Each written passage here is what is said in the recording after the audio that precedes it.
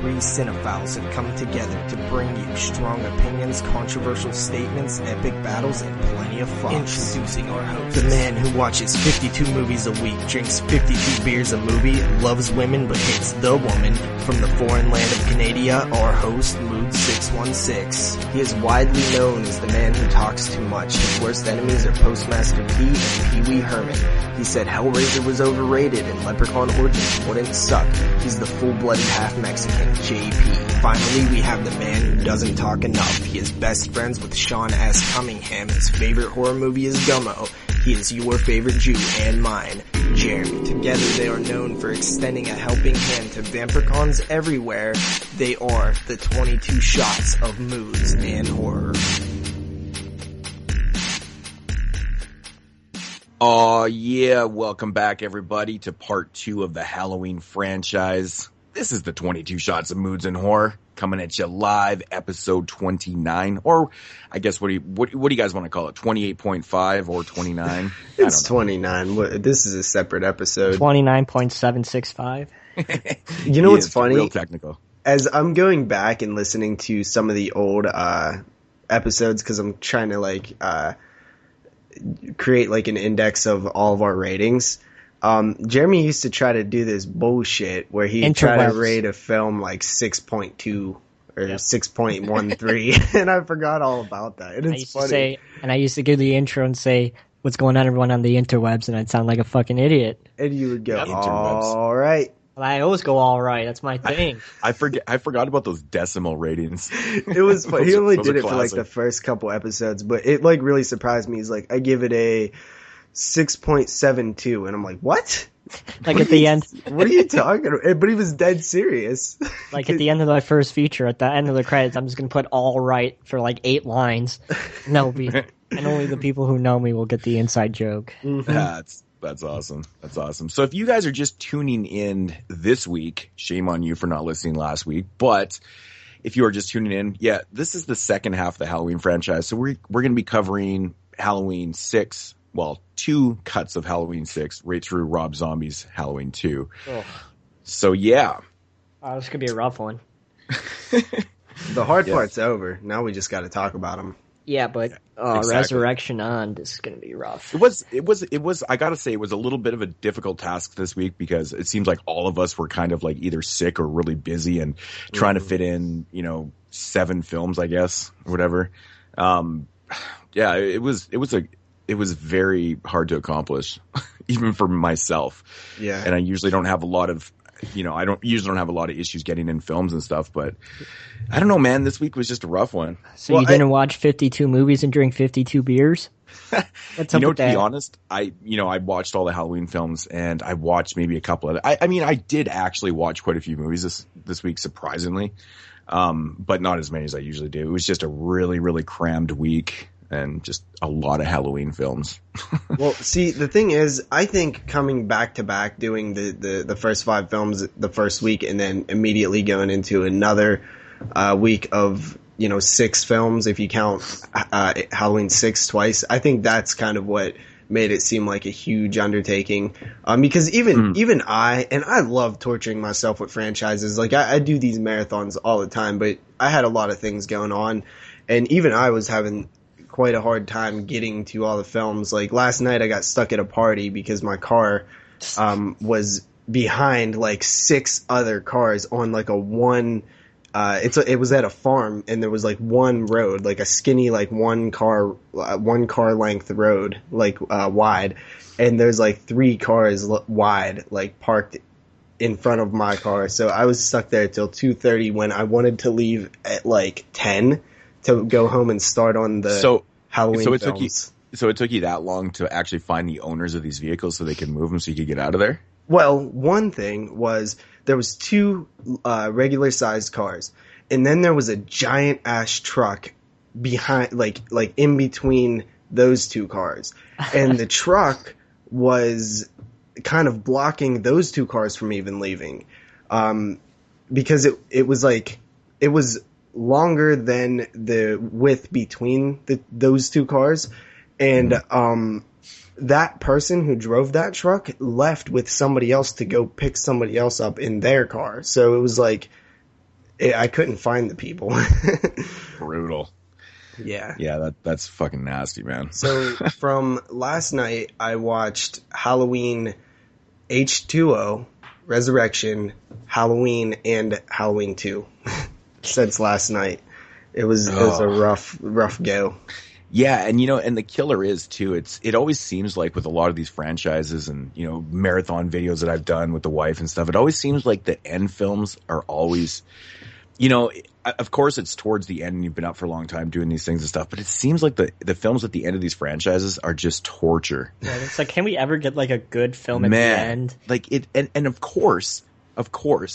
Nothing against Rob Zombie's remake of Halloween, but it is, the unrated cut is 2 hours, and Halloween 2 is also 2 hours. So if you're watching those back to back, exactly, and I did, and I was like, hours. I was trying to do like mathematically, like add up the running times of the 4 films that I had left, so I like could figure out like how to squeeze all 4 in like less than a day. The exact same thing, and I'm like, all right, H2O is like 80 some minutes or something, and then Resurrection's like 90 minutes. And then I'm like 120 minutes? 120 minutes again? This is like, I was like, especially in Halloween 2. Especially in Halloween 2, it's rough. Oh, Halloween 2 is like the unrated cut is way too fucking long. Yep. But I mean, we'll get to that here in a few minutes. But we're gonna change it up this week. Since this is the second half of the Halloween show, we are not going to be doing news this week. It's kind of an effort to it's basically the just show a bit. Yeah, to try and shorten it. But it's like I said, it's also the second half of last week's show, so I don't think that we need to break it up with the news and stuff. But of course, we will do DVD releases this week. Oh yeah. I mean, because that doesn't really take a whole lot of time up. So. But yeah, should we get into the DVD releases? Let's do it. Alrighty, so coming out this October 28th. Ooh. Some pretty good stuff actually this week. Beneath. Beneath is dropping this week. But probably the most anticipated release of this week is got to be the 2 versions of Nightbreed that's being released by Scream Factory. You can get the director's cut Blu-ray, or you can get the limited edition, special edition, double film set with the theatrical and the director's cut. But JP gets it for free edition. Yes. Totally awesome. Now, my only question is, am I actually going to receive this? We didn't talk Tuesday? about this, did we? I seriously doubt it. Doubt it because, I don't know, man. I've been having some major issues with Amazon right now. Seems like everything I pre-ordered does not ship until like a week or 2 after. And man, you gotta I don't know. Get ship for free, man. Come on. I know. I actually complained and they gave me like a really, really good deal on a bunch of stuff. But yeah, with the Nightbreed set, there was actually some pretty interesting news that surrounded this release that came out this past week. JP, you want to fill us in on that? So I guess what happened is that the Scream Factory, Shout Factory was shipping out the sets, but they were sending the limited edition set instead of the cheaper release, the non-limited set, the collector's edition, I guess. Standard edition. Yeah, the standard edition. Instead of sending certain people the standard edition, they was sending them the limited edition, which we know is, of course, limited, like actually limited, to 10,000 copies, I believe. Yeah. So, from what I understand, Scream Factory reached out to the people they mistakenly did this to and said, "Can you please send it back, and we'll give you like $10 off or something." That's never going to happen. I think that they were willing to pay for the postage and then give you $10 credit or something like that. But I was like, really? Is it really worth your time? I mean, the 10 people are going to send it back. Yeah, the standard editions were $20. The Nightbreed set is worth like $70. Yeah. So I mean, this goes either way. I mean, there's some honest people out there, and I'm sure some people maybe did send it back. But put yourself in this position. Would you actually send it back? I would actually consider it. I don't think there's enough incentive there. I mean, Scream. My incentive is that somebody paid for it and they might not get it because I'm keeping it, and I actually feel like that's a moral dilemma with me, right? Got a Like I guilty would conscience. feel guilty. Yeah. Yeah. I thought the exact same thing. I mean, because I'm kind of in this position right now. Like, I've pre-ordered this thing, and, I probably will end up getting this, but by some crazy chance, I actually don't receive it because of this huge fuck up. Yeah, I'm going to be pissed, man. Oh, you actually ordered the special super awesome edition? I did. I know you were complicating it, but, I mean, basically what it comes down to is that I would actually like to know the numbers on how many. Those are important. How many wrong Nightbreed special editions were actually sent out to people. Like I said, if it was 100, probably not the worst thing in the world. But if it was 1,000, you're fucked. Now we're talking like if there's going to be a lot of fucking. Yeah. Now we're talking like it's a pretty big loss for them, and I mean it's a mess all around. People are going to get fucked out of their set, and we all know this is limited. They can't press any more up. So, I mean, these numbers are kind of important. Like I said, if it's like 20 or 30, it's like, fuck, who cares, man? They haven't even sold out the 10,000 yet. So, I don't know. What do you do, right? Well, the thing is that when you say they can't press them up, they actually can't. Like I've seen some people say like, well, all they have to do is just make it limited to 15,000 now. But you can't do that because what they're releasing, they actually don't own. The 10,000, it's a theatrical cut, which I believe is owned by like Warner Brothers or something. Yeah, Warner Brothers. So Warner Brothers, and Scream Factory or Shout Factory signed a contract, and the number agreed upon was 10,000. Initially it was 5,000. They renegotiated and got 10,000. It is possible that they could renegotiate again if need be, but it's still considering that these numbers are a lot higher than they. Like this says like 10,000. It's like, what happened if you have one that says 10,000 and then like the next one says 11,000? It's like it's gonna like fuck everything up. I don't even. Well, JP on they don't actually have the numbers on them, do they? Yes. Oh, they do. I have like 2,570 they're actually numbered. 70 something. Okay, cool. Yeah, so I mean I understand that Shout Factory has to at least ask for them back. They know they're not stupid. They know that like 90% of the people or 99% of the people are not going to send them back, but you still have to ask, right? Yeah. You still have to make an attempt to get some of them back. And the guy who was, just got this job, probably like maybe not even getting paid. He might be like an intern or something. And he's like in the back, like shipping these things out, like packaging them up, and like he's just like not understanding that he's sending out the limited ones, like that guy. Yeah, like it's like, how do you make that big of a fuck up? Yeah, that's a pretty big fuck up. Yeah, I know. And like I said, I really want to know how many they actually did ship out. Mm-hmm. Because wow, I mean, someone obviously got fired over this, but like I said, if it's a huge quantity, this is going to be a major fucking issue, man. I don't think it is, though, because they haven't like officially like came out and like respond, like they haven't apologized, like saying like, sorry that some of you who ordered the Nightbreed set, we accidentally shipped your copy to like people who ordered the standard set. Like they haven't came out and said this. The only reason we know about this is because the people who did end up getting the limited set by mistake reported to some horror sites, and then the horror sites created articles based on them. So it's only like a handful of people who's even brought it up. So I would imagine that it's pretty minimal in.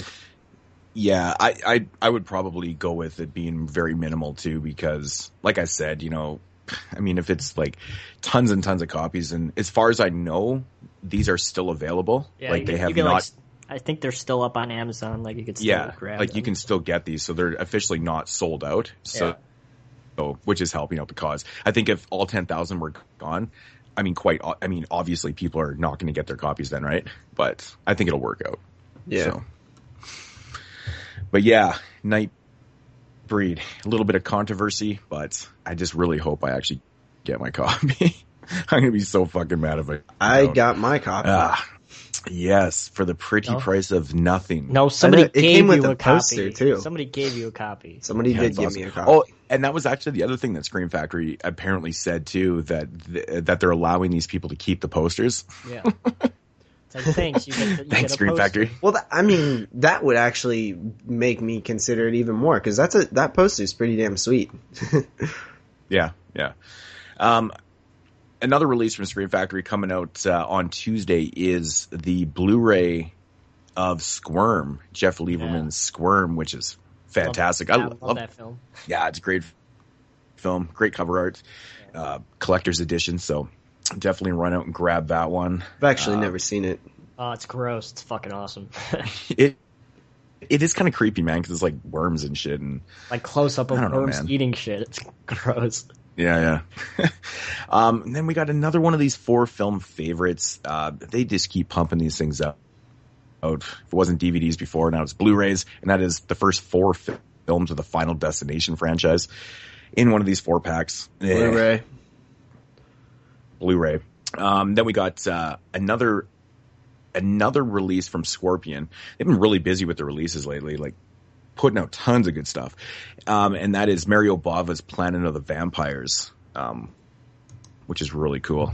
Another film that I have on order that has not shipped yet. Go fucking figure. Thank you, Amazon.ca. Hey, they gave you a deal though.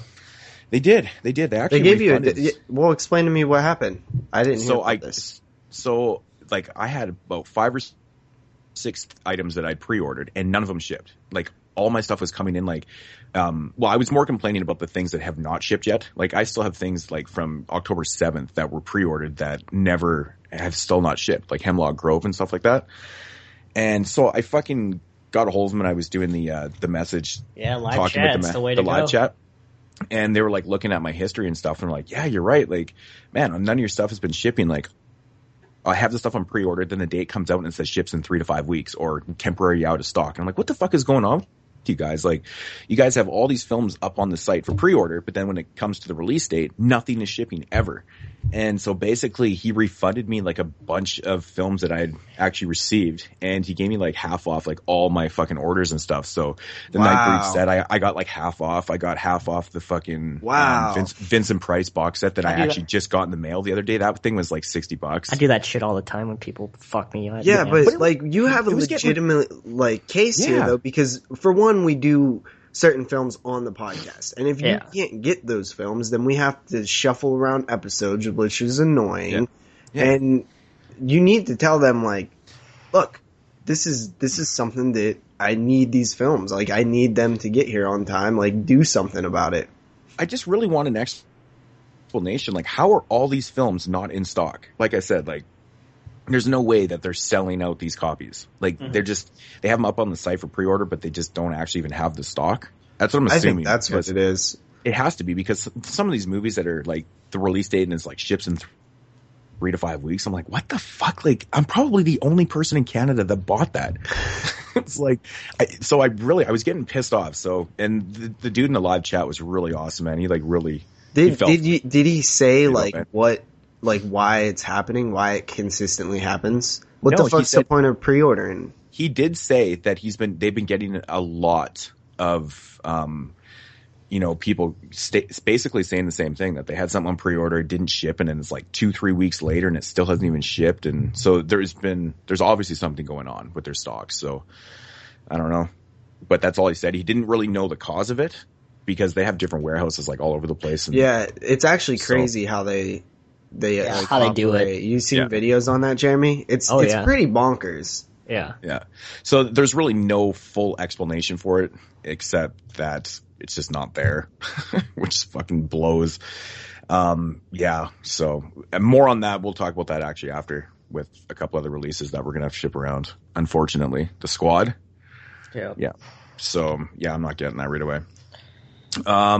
Then we got, this is a really, really weird double feature DVD release of Cloverfield and Dark City.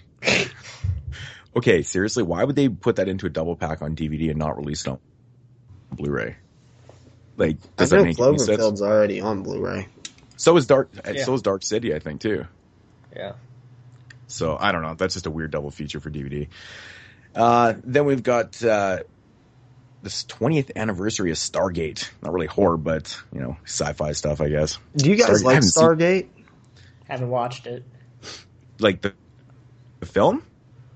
Wasn't there a TV Yeah, series wasn't there a Stargate TV series? Dude, there was like 9 seasons of the original SG-1 series. Then there was like Atlantis and God knows what else.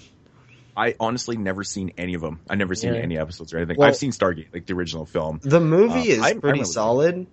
But the TV show, I actually watched like half of the first season a few years ago when like Netflix first came out. Netflix Instant, and I actually really liked it. And I'm not like a sci-fi guy, so I do recommend checking that show out. And then of course we've got another possession film. Can't have the DVD releases without a possession film, and then it's called Grace, The Possession. It's a sequel to Grace? No, it's not. I've actually seen this already. Yeah, it actually, totally isn't. I remember actually looking it up, going, is this a fucking sequel? But no, it's not. And it's also not a sequel to The Possession. Yeah. Fucking go figure, right? I don't know. Did you say you've seen it, JP? Yeah. I'll just tell you like briefly what like something about it. It's shot in a POV style a la Maniac remake. Like that style. Yeah, which totally like surprised me. Like I wasn't expecting that. Huh. Very interesting. Did it work? I'll let you guys know next week. It's just a simple yes or no. I'll let you guys know next week. All right. So next up here, we got a Blu-ray release of Deliver Us from Evil. This is another possession movie. I'm assuming so. Is that the one that was like in theaters recently? Yeah. All right. Yeah. Dude, why don't all of these these sound the same though? Like the dark one, the mark. There's just so many different like types of these films out there. Like Deliver Us from Evil. Like sounds like what was that other one that came out like recently? Between Good and Evil or something like that. It's like I know. I get all these movies fucked and mixed up too, man. I don't know. But it was just in like recently in theaters, wasn't it? It's crazy. Next up, we got a film called Child of God. Don't really know much about that one either, which is being released on DVD and Blu-ray. Same with Deliver Us from Evil, DVD and Blu-ray. Then we got another film called, I don't even know fully how to pronounce this. It's like Mobius. Looks like an Asian flick. It's got a really bizarre cover. Yeah. And then we've got, which Jeremy said right off the top, Beneath is coming out. And this is one I've been looking forward to for like a long time, ever since JP brought it up on the podcast. Yeah, we pretty much followed the entire life cycle of this film from when it was first like announced till, post-production, till getting picked up by IFC Midnight, the festival run, all the way to the DVD release, and I'm sure we'll talk about it after I'll see it. I hope Walmart has it. I'm almost certain that Walmart will have this one, so I'm definitely going to grab it. So this is another film that I actually pre-ordered, and I doubt I'll be getting it, because none of my stuff is shipped yet, so I don't think I'll be getting it this week. But yeah, not the most original title in the world, but it's got a pretty cool and interesting premise to it. Definitely. And then we got a film called Blood Valley Seeds Revenge. This actually is a sequel to, I think the movie's called The Seed. I think it was done by Uwe Boll or something like that. Oh, God. Yeah, oddly enough, I actually have this movie. It's supposed to be released this Tuesday.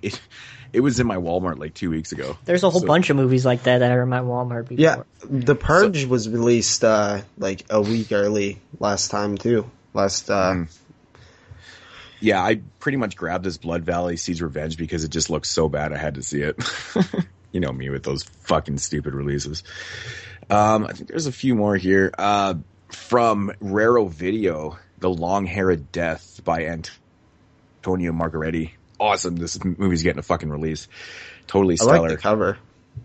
Yeah, man. Looks awesome. I've never seen it. I've heard good things about this movie though, and I've always wanted to check it out because it's Italian. But oddly enough, I went to go order this movie, and they didn't even have it on Amazon. I was like, what the fuck?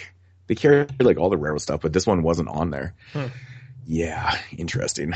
What else we got? Another release by Raro Video, Werewolf Woman, which is coming out. Looks insanely bad, but I think it's like a Spanish, werewolf film. Probably okay. Probably. Who knows? Then we got The Devil's Carnival. Do you guys see anything about this one? The Devil's Carnival? Yeah. Does it take place in a carnival? I'm assuming it does. Actually, it kind of looks like it does. Well, that seems badass then. Yeah, I don't really know anything about this, but it does look intriguing. Well, it was from the guy who... Whoa. Sorry. It was from the guy who did the Genetic Opera movie. Oh, yeah, I've heard about this one. I actually have heard about this one. I have heard about it, too. It was in like a little theatrical run for a little bit. Yeah, I was wondering, I thought I'd maybe heard of it, too, and I wasn't sure, though. But yeah, I probably have. Then we got Season of the Witch. Yeah, Season of the Witch. Okay. How many fucking movies can we possibly have with Season of the Witch? Yeah. And then there's another flick called Soulmate that is coming out this Tuesday. I know that there's more. The Vanishing is actually coming out from Criterion too. Nice. Which is pretty cool. The Vanishing is actually a really fucking good movie. But then again, it is Criterion. They seem to put out really good stuff. So that's all they do is put out good stuff. Yeah. That's pretty cool though, The Vanishing. And I believe that's all I got. So, JP, do you got any more? No, you pretty much covered all the ones that I've seen. So I don't have any. No, well, I don't know that one called Soulmate looks a little ghostly. All right. Yeah, that one does look a little ghostly, I gotta say. But yeah, nothing like blatant though. Yeah, which is interesting. So, alrighty, so that's gonna do it for the DVD releases. Yeah, alrighty. So continuing along with the Halloween franchise. Episode. Movies. Halloween 6 through Rob Zombie's Halloween 2. Oh, man. And that is including both cuts of Halloween 6. The long-awaited producer's cut, which looked fucking fantastic. Yeah, the transfer was amazing. And this was actually my first time ever watching the producer's cut because I never wanted to fork out the cash for the bootleg, and me and JP talked about this a couple years ago. We even said that it eventually was going to come out, and it did. Yeah, I know Echo Bridge announced that they were going to release it, but that never happened because they owned the rights. So I guess we finally got it. I never even heard that they were going to do that. I must have missed that. Oh, this was a long time ago. It was listed on Blu-ray.com as getting released for a long time. There was cover art for it and everything, and then it never happened. Huh. Yeah. Interesting. Do you know why we celebrate Halloween? A long, long time ago, it was a night of great power. When the days grew short, all across the land, huge bonfires were lit. Oh, there was a marvelous celebration, and they dressed up in costumes, hoping to ward off the evil spirits, especially the boogeyman.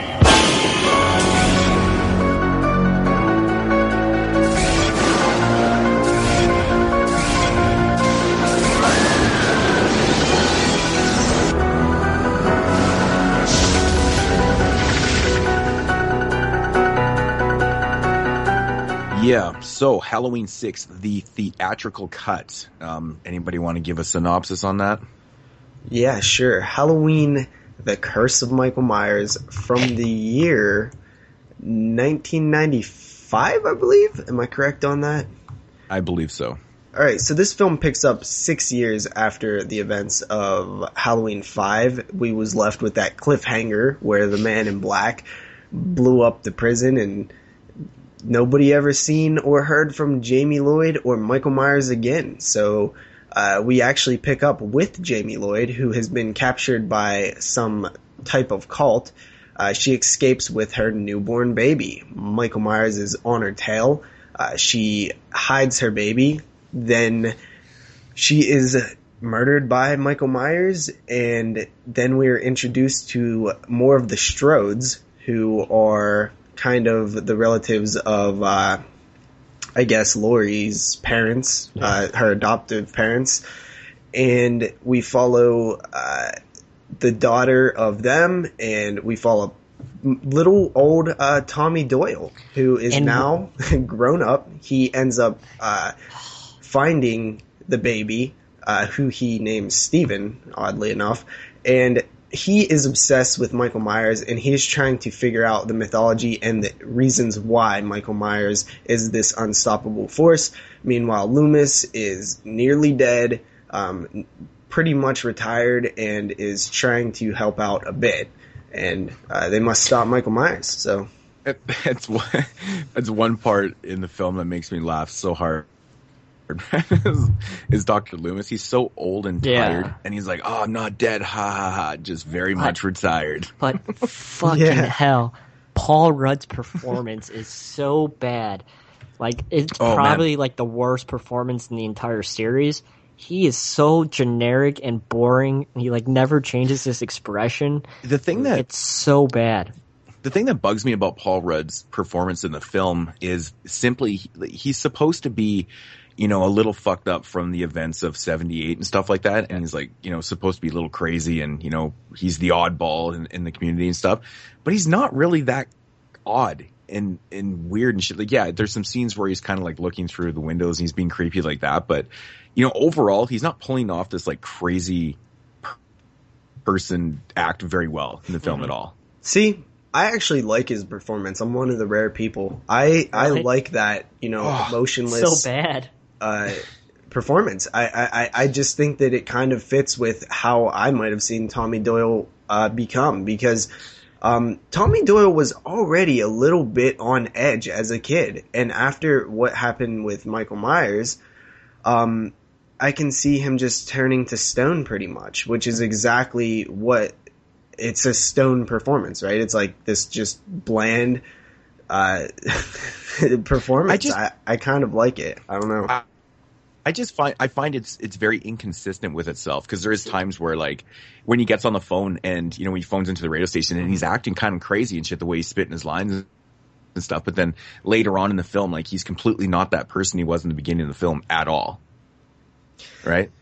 It's just distracting. That's the only thing. Like, yeah, I just don't notice it. It's not very consistent. No. Yeah, it's not consistent at all. Speaking of that radio guy, word on the street was Howard Stern was supposed to play that guy, but something happened and he actually didn't play Barry Sims. So I would have loved to hear the stories he had to bash that production, how terrible it was.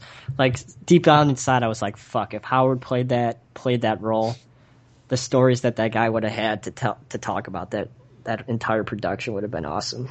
Yeah, I totally have heard that a bunch of times. That would have been cool. Yeah. Chances are it had something to do with the crappy production and probably delays and just couldn't get him in there or whatever. But, back to the performance and stuff, I totally see where you guys are coming from. It's definitely not for everybody, but I just personally never really hated it like everybody else. I actually like it. I think that it's something different. It's something that I wouldn't normally, if I would have read the script and his character, I think a lot of people would have completely interpreted it as the generic, like, typical, like, crazy character, but he kind of does something different. He took a risk and he went for it, and for most people it didn't pan out like the way that it should have for most people, but for me personally, I think that it works fine for the character. Huh. Interesting. Another thing about the movie that you notice right away is how Jamie has grown up almost too much. Yeah, she doesn't even look like Danielle Harris. Like, you at least found like somebody that looked like her, but it's like, it's only 6 years. How is she? Well, that's the grown thing. Up that much? Because Jamie in part 5 is like, I don't know how old she is, like 8 or 9 or something like that. I think she's like 11. Or, what I'm saying. But anyways, so 6 years later, she's roughly, 16, 17. Yeah, she does not look like she's 17. No, not at all. The person that they had, like, she looked like she was in her mid-20s. Yeah. I was like, fucking doesn't even work at all. It's very kind of awkward. You look at her and like, that's just not real. I hate the first, half an hour of the film. I told you guys this when I was watching. It's so dark, and they put too much low key lighting in the entire film, and you could barely tell what's going on in between like the first half hour of the film. And it's just really distracting, and kind of shitty, because there's like some things that I obviously wanted to see that you couldn't see because it was way too dark. Yeah, I actually do agree with that. Well, just a little thing on the actress that played Danielle Harris's character. Danielle Harris was actually older than that actress. So I do agree that I think what it is she just doesn't look the same. Like, that's not what you would have pictured her looking like grown up. And, a little bit more trivia on the thing is, Danielle Harris wanted that role, and they denied it. She didn't accept it because they were offering her just, I guess, what would be like scale or whatever. I'm not sure about like payment in actors and stuff, but it was just like the basic pay. And she felt like she was more important to that franchise to just receive the lowest amount possible. I think it's like the minimum wage of actors. Yeah. I love when they're listening to the radio, dude's radio show there. Yeah. You hear the girl's voice in the background. It's like, oh, I'm so in love with Michael. He's so untamed. Yeah. Dude, that fucking, I was pissing myself. Every time I hear that line, it just fucking cracks me up, man. But you don't like Dahmer or anybody else? No, I just like Michael. It's like, yeah, Jesus. So untamed. But see, to me, it like that funny. Actually is kind of, like, that wouldn't surprise me though, I remember Clive Barker talking about how he would get like, fan letters from like females in the country, and they would be talking about how they were like just like sexually like attracted to Pinhead and like wanted to like just give them everything. Yeah, like you would get letters like that. So I mean, like it's there's some crazy people out there, man. Yeah, this movie, man, like when you first get to see Samuel Loomis, like he just seems so tired. I mean, obviously it's quite literal too, because he's right at the end of his life. Yeah, he died this year, right? Like the year of this film. Yeah, like 2 months after. Yeah. But you can really see it in his performance too. Like his he's voice, old and dude. decrepit. Yeah, and he's just old and tired, and it's really, really sad to watch him in the film because you know that he's going to pass away like right away, and it's just very depressing for me but you can like the way he's delivering his lines, like when he's laughing when he says, "Oh, I'm not dead," haha. He can barely get that out, man. I know, but it fits really well too. Yeah. How parallel the real Donald Pleasance and his character, Dr. Samuel Loomis, is just truly interesting. And I really do think that his, real life and his character, like, are exactly parallel throughout the whole franchise. And I think that's what helps his performance so much in the films, is because he's playing somebody who he kind of is, like, in a way, just tired. Because he was probably getting tired of making these films by this point too, along with his character being tired of dealing with the Myers situation for all these years as well. Yeah. Like the overall feel to this film, I feel like it has very odd atmosphere. Is that a correct? Well, actually, I was going to bring that up. I think this is the flashy Halloween. This one has like this flashy look to it that I kind of maybe would compare to like Friday 6. It kind of just doesn't have that like, and also the town is like, it's like a dreary like musty looking Halloween, or like decaying Halloween look to it, instead of like crisp. When she was in the bus station and she looked up at like there's like a train route or a bus route like above one of the doors that she was looking at.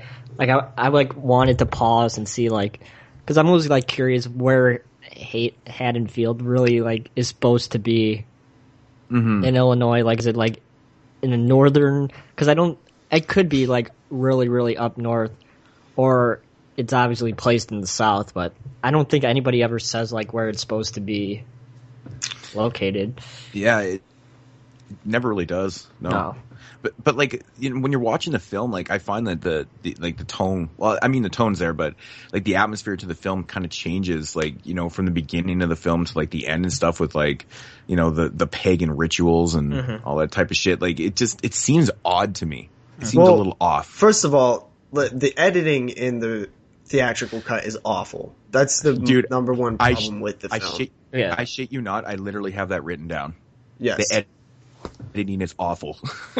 And it really is awful because there's a scene actually, and this is probably a prime example of how bad the editing is in this film.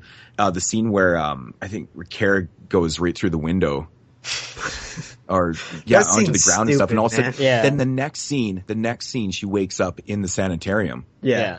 And I'm like, what the fuck? I'm like, how'd she get the hell there? did she get there? Because everyone was in the house. And I'm like, oh my god, the editing in this movie is so fucking confusing and bad. Especially towards the final act, where you know Sam Loomis is you know in the office with this guy, and then all of a sudden he's like somewhere else. It's like, well, what the hell happened? I know, right? Like, how'd he get out? They didn't have the budget. I know, and this is the interesting thing about the two cuts. Like the theatrical it's really, really poorly executed and with editing and stuff, and you know, compared to the producer's cut, but there is differences. Like there's things in the producer's cut that, you know, that are better, that make a lot more sense to the story and stuff. But I don't know if you guys noticed, but like with the kills, because those kills were actually because what happened was they had the producer's cut, which was the original cut, right? And they test screened it, and people just didn't respond positively to it. So they decided to axe out most of the, you know, ritualistic mythology, cult mythology, and just make it more of a standard Myers film. And they went and did some reshoots for the kills, and then that's why we have better kills in the theatrical cut, but better story in the producer's cut. Like Laurie's dying. And the dad's head explosion, which is fucking awesome. I love that kill. It's so funny. Yeah, that's like my favorite. Awesome. That guy's a dick, by the way. Yeah, he's a dick. Oh, dude, total dick, man. You know what actually is a good kill in the film is when Myers fucking snaps that dude's neck. Oh yeah, that's actually he fucking almost rips his head right off. Yeah, it's totally cut in the fucking producer's cut. Yeah, like they show him snapping his neck. That's it. Like you don't see any gore, but like in a theatrical, man, it's fucking pretty. It's pretty gnarly, man. Yeah. What do you guys think about the look of Michael Myers in this one? It's okay. He's better than Halloween 5, but about on the same level of Halloween 4. I think he's way better than Halloween 4. Yeah, no, Halloween 4 is one of the worst looks to me. He's pretty decent looking in the. Yeah, I think this. I actually think he looks pretty cool in this one. I actually kind of like the look. Obviously, the first and second films have the best look, but you know, I think this is the best since those two. You know, so what do you guys feel about like the overall, you know, what they tried to do with this film with all the, you know, the mythology?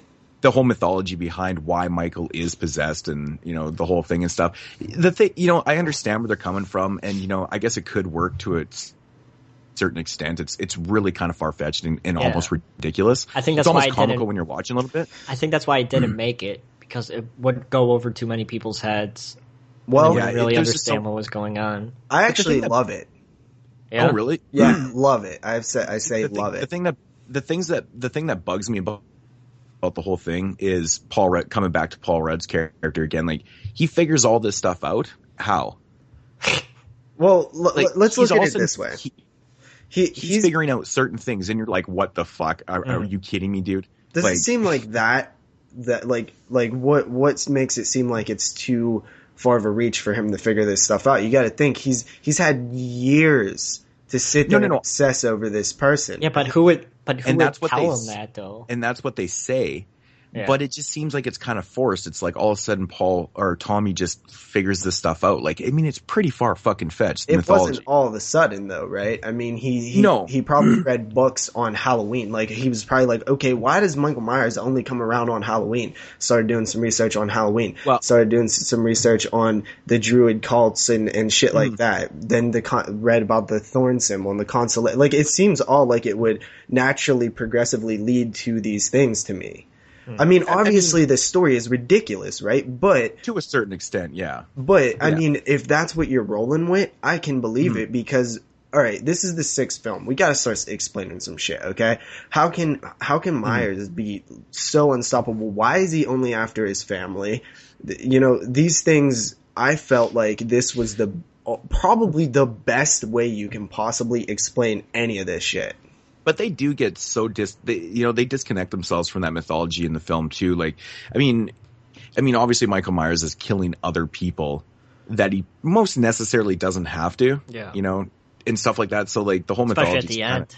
That's the thing. Like if he's strictly just going to kill his sister and the reason for it, you know, it still makes me fucking laugh. Like the whole mythology behind why he needs to kill his sister. But you know, he's still off doing these other things. He's very much acting like a typical slasher. Yeah, you know? but I mean, let's not forget that he also is, you know, a person. Like he's not just like a robot that is programmed to do one thing. Like he's a person who is probably pretty damn crazy after killing a bunch of people. That he maybe in the first film it started out as him just killing anybody who got in the way of his sister or whatever, you know, that in the first couple films. But like eventually that's just what he knows to do. And just because his end goal is one thing doesn't mean he can't deviate from that path a little bit. Oh, no. I'm not saying it's a big problem or anything. I'm just saying, you know, like if he has one goal, you know, maybe try and stick to that. But I guess it'd be just too straightforward, right? Yeah, I mean, it's all acceptable to me. I mean, it is just a slasher, but this is like the mythology we're rolling with. So, I mean, I kind of understand what you're saying, but at the same time, I don't think it's too unbelievable that he might kill other people while in the pursuit of his bloodline.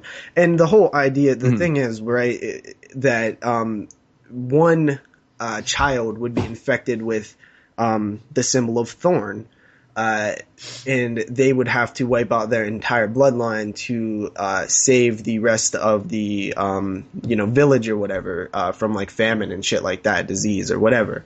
It's like a sacrifice. This all is fine with me. I mean, even in the second film, the Sam Hain thing, it was always tied into the, you know, historic events of the holiday, Halloween. So I think it actually kind of fits, and it all kind of makes it a little bit more sense. Like, okay, well, why is he after Jamie Lee Curtis so much? Oh, she ended up having a daughter. Now he's after the daughter. Why did he track her down? You know? Yeah. Oh no, totally. It does make sense, but it's like, I don't know. Who's the bad guy? It just seems so much, right? I mean, like kind of the cult is kind of right. I mean, in order for the rest of the world not to suffer, or the rest of the tribe, or whatever the hell it would be, I don't know exactly how it would relate into present day. You know, like Michael Myers is actually like doing a good thing. You know, somewhat. So it's like I know, and see that's what I kind of got confused by too a little bit. You know, it's like it's kind of conflicting on who your protagonist is. Exactly. So it's a little, like I said, far fetched and it's a little odd. But I just have a question: do we ever learn what happens to the baby? Like, I was just thinking, like, there's that scene when she's getting sacrificed. Paul Rudd's character comes and saves her. And then they run away. We never see what happens to the baby. They roll out in the car at the end of the film. Mm-hmm. And so I guess they just get away. move along now. So I must have not paying attention that he was holding the baby. Like, I don't know if you surely can see. I can't remember. But how about when he finds the baby? It's like covered in blood. It has like a thorn symbol painted into it. It's in a garbage can, and he's like, I think I'm gonna name you Steven. That seems to suit you well. Dude, I laughed. How does that suit a baby covered in blood well? I fucking laughed so hard at that part. It's like the most generically bland, like plain name, which fits his character, so makes sense, I guess. But no, so like, back to the mythology stuff, like, I love it because it's an attempt. It's an attempt to try to tie things together. You're working with such a hard thing to do that, like, you know, making it tie into the root of the holiday, you know, kind of makes sense. And I think it was handled as best as possible. I would like to see somebody out there make this shit make sense better than they did, because it still doesn't make the most amount of sense, but it seems to at least hit the nail somewhat. Mm-hmm. Yeah, I mean, like I said, I think the mythology is a little goofy, but at the same time, it does. I think it does what it's supposed to do. Yeah, I actually it does work, but I'm actually a fan of it. Like I am aware that it's kind of silly and stuff, but I actually love the whole idea behind it. I think it could have been executed a little bit better. I know a lot of people hate the mythology, but what they left with the thorn symbol in Halloween 5, I give the guy credit, whoever wrote this, because how are you going to follow up what they did in 5? You have to follow that storyline. I mean, well, it's like Final Destination 5 having to come up with, that's what I was instantly thinking when I was watching it. I thought of Final Destination 5, how that film started to explain some more things well, they basically changed the rules. Yeah. In part 5, right? So I don't know, man. This movie definitely has its moments. The theatrical cut, in my opinion, is a fucking mess of a film. Definitely. Just the way the story is told. It's the story is told. We understand, we get what they're doing and stuff, but overall as a film, it's a fucking mess. The editing's bad, but there's things about this movie I do like. It is a little dark, too. But it's weird. I like the kills. The kills are fucking awesome. Yeah. Well, that's one of the cool things about this film. It's really amped up with the kills. It's pretty violent, and the body count is pretty fucking high. Yeah, especially at the end. He's just slashed everyone. Oh, he fucking kills a lot of people. I think there's 17 kills in the film. 1 is off screen, so they pretty much put everything on screen in this one, which is pretty cool. The ending is fucked, though, dude. The ending is just it really doesn't have an ending. They just kind of escape him, but he's not dead, and he just got beat up. So it's they didn't know how to end it. Yeah, it's the same thing for the producer's cut. You know what? Like I said, this movie has a really odd feel to it. Like I said, with the atmosphere and stuff, but it's got that total mid-90s alternative soundtrack to the film. It does. That's why I'm saying it's flashy. It feels so different than all the other Halloween films. And another thing too, they don't really utilize the Halloween score a lot in this film either. So it feels it feels less than a Halloween film. Compared to the other ones, it kind of separates itself. Yeah, uses in the intro, and then Laurie's theme plays when Tommy's in the train station and he finds the baby.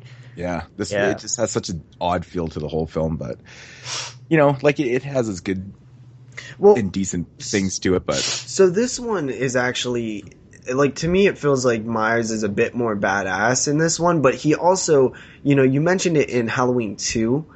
Halloween 1, that the putting the sheet on was uncharacteristic of him. Mm-hmm. Now that's completely the case in this film. We're dealing with a different Michael Myers than we started out with.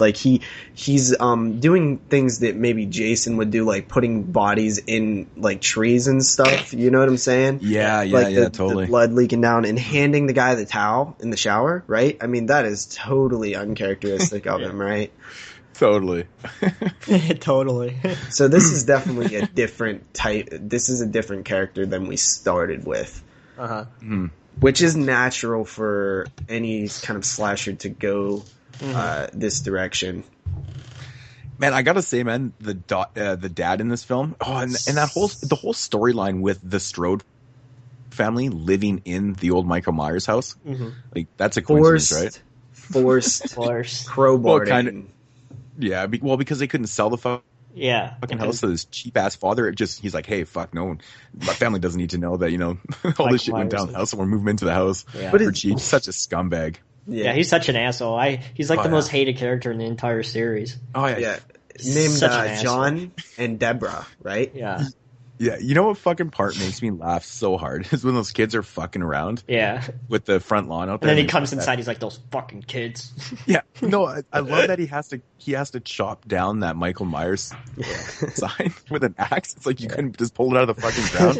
It was like 6-year-old kids that put it on your lawn, dude. Yeah. That's the guy in the neighborhood you don't fuck with. Yeah, exactly. Fuck. And he's when he calls I guess his grandson, The little fucking bastard. Yeah. And she spits on him. It's like, that's what he gets.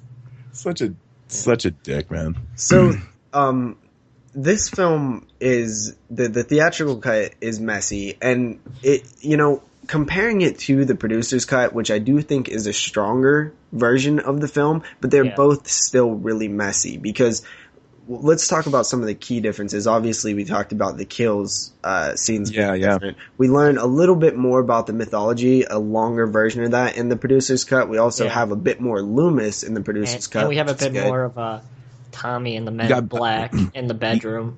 You got a lot more Dr. Wynn. Not Tommy, the little kid, whatever the hell his name is. Yeah. But in this one, like, it totally shows you how Michael and Jamie escaped, like, at the beginning and stuff with Dr. Wynn. And there's a whole kind of subplot with Dr. Wynn and, like, what he's actually trying to do in the film, which is not really explored in the theatrical cut. What do you guys feel about the whole Dr. Wynn story and what he's trying to accomplish in the producer's cut? So he's trying to what do you mean exactly? Well, that he was basically, you know, with the whole Michael Myers and stuff, like he's like trying to he's trying to pass Dr. Loomis Thorn curse onto Loomis, right? Yeah. That I think is the biggest misstep of the producer's cut because you set up the kid as that character. You do that in your film. You set him up already. You set the kid up for that.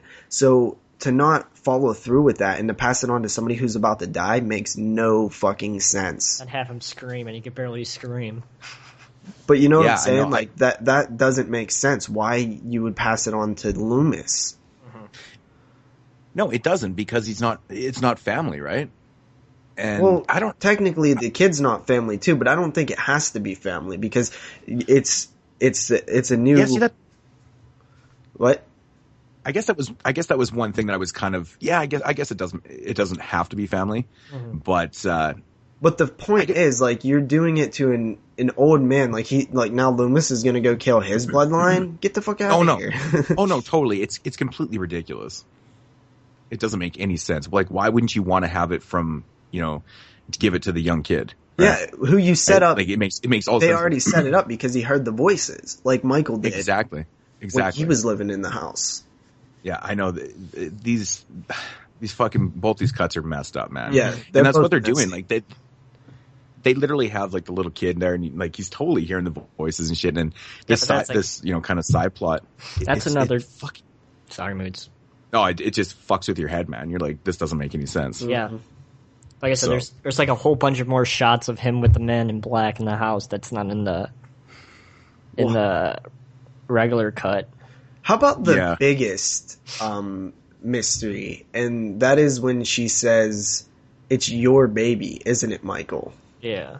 Yeah, and that you learn that in the producer's cut. That's you know, that you find that the baby's actually Michael's. And we don't learn allegedly. That in the regular. Well, allegedly, but I think that's kind of what they lean towards. I believe totally don't have that in the theatrical cut, but in the producer's cut, I was like, oh, gross. Yeah, but even the writer, I heard him before say that it's up to the viewer to decide. Like, he never really stated if she was mistaken or whatever. So what do you guys think? Because to me it doesn't make sense, because if he's trying to kill the bloodline, then why is he creating another member of the bloodline? I just can't see Michael Myers fucking a chick. Well, obviously the way I seen it, though, I think he was creating more bloodline to pass on that curse of thorns to his legitimate baby. That's the way I saw it. And I think maybe that's kind of what they were trying to get at. But yeah, it doesn't make any sense. Why the fuck would he be breeding? It wouldn't make sense, because the thorn curse is to, like, the point is to end it so that everybody else don't suffer. It's not to pass the curse. The curse is automatically bestowed upon a member of a family. Like, you don't need to do it again. Yeah.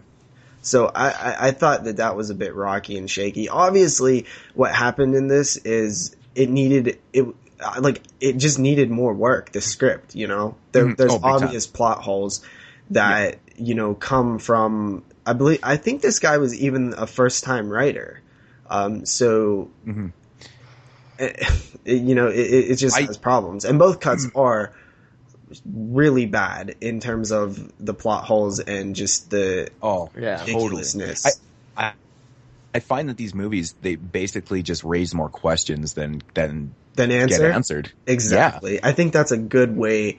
That would probably be the quote on my poster is, raises more questions, answers less of them or whatever. Now with that said, in the producer's cut, I do kind of like, I don't know if you guys agree, but I do like the way Jamie is disposed of in this movie. Yeah. It's I was just going to bring that up. Theatrical. It feels more respectful to the character than just oh, you're dead in the first 5 minutes. In a bloody, gruesome way. This way it's just like, oh, okay. And I think it was actually kind of it's a risky thing too, the way they did it too. Like, she's still a young kid, basically. And like to take her out the way they did in the film, I thought it was pretty hardcore, actually. Yeah. I think she's supposed to be 15 or 16? Yeah, but just taking her out in the hospital with a shot to the head is those flashbacks vicious. For cool shots. I was talking about that before we started the show. Like, sorry, Jake. No, go ahead. I was just going to talk about the flashback scenes down the hallway of the hospitals when it's pulling back. Like, we see that shot like multiple times when they're like running down the hallway and things like that. Like that hallway of that hospital is fucking cool. Yeah, I agree. I like that. Are those the black and white shots? Yeah. Yeah, those are awesome, man. Yeah, I love those shots. Like, those are probably like my favorite shots in the movie. I think they're so cool. Yeah. So Dr. Wynn taught Michael Myers how to drive then, right? Yeah, I know. So the things are starting to slowly come out. Yeah. Fucking Dr. Wynn. Yeah, so that's, you can tell whoever did write this was a fan of the series, and he was trying to tie them all together, just didn't do the greatest job of it. And also, I like the idea that, like, there's room for another story of, like, how all this happened in the hospital in 78, right? Oh, totally. Yeah. Yeah. And also in the producer's cut, we learn why Loomis doesn't have his scars anymore.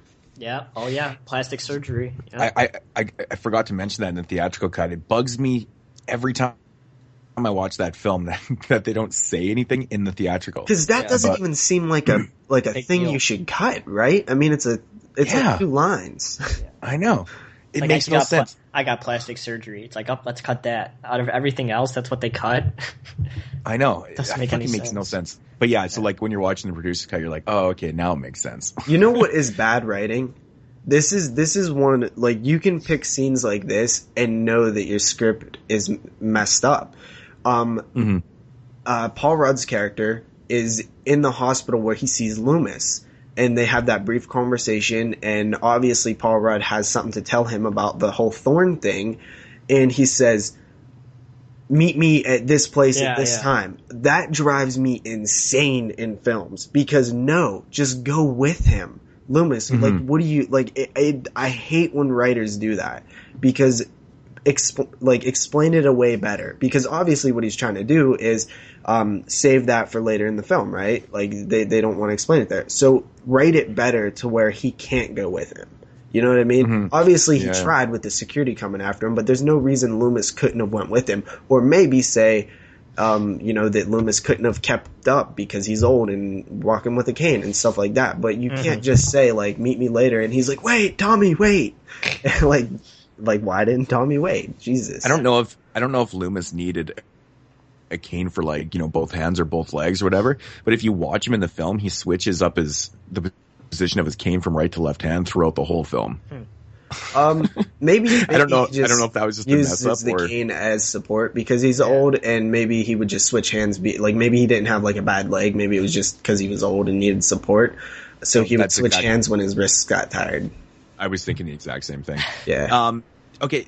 Now I got a question, because I was finishing up this movie, and I was kind of thinking to myself, and I'm like, I find the producer's cut to actually be kind of a slower film. Is it just me? It definitely is, because there's not as many kills, so it's a lot slower. It's not just that. Is you got what they're adding into the film is talking. It's more stuff. But it's with really Loomis. noticeable. It's more stuff with, the explanation of the thorn symbol. So you're adding more, dialogue, and in the other version, you take out dialogue and add kills. So big time. Yeah, and so therefore it makes the film overall just feel way less atmospheric than it probably should be. Nothing like Jeremy's just talking about the flashback scenes, but I find that having the flashback scenes just it takes you out of any type of atmosphere that probably was around that until they inserted the flashbacks and stuff. Mm-hmm. You know what I'm saying?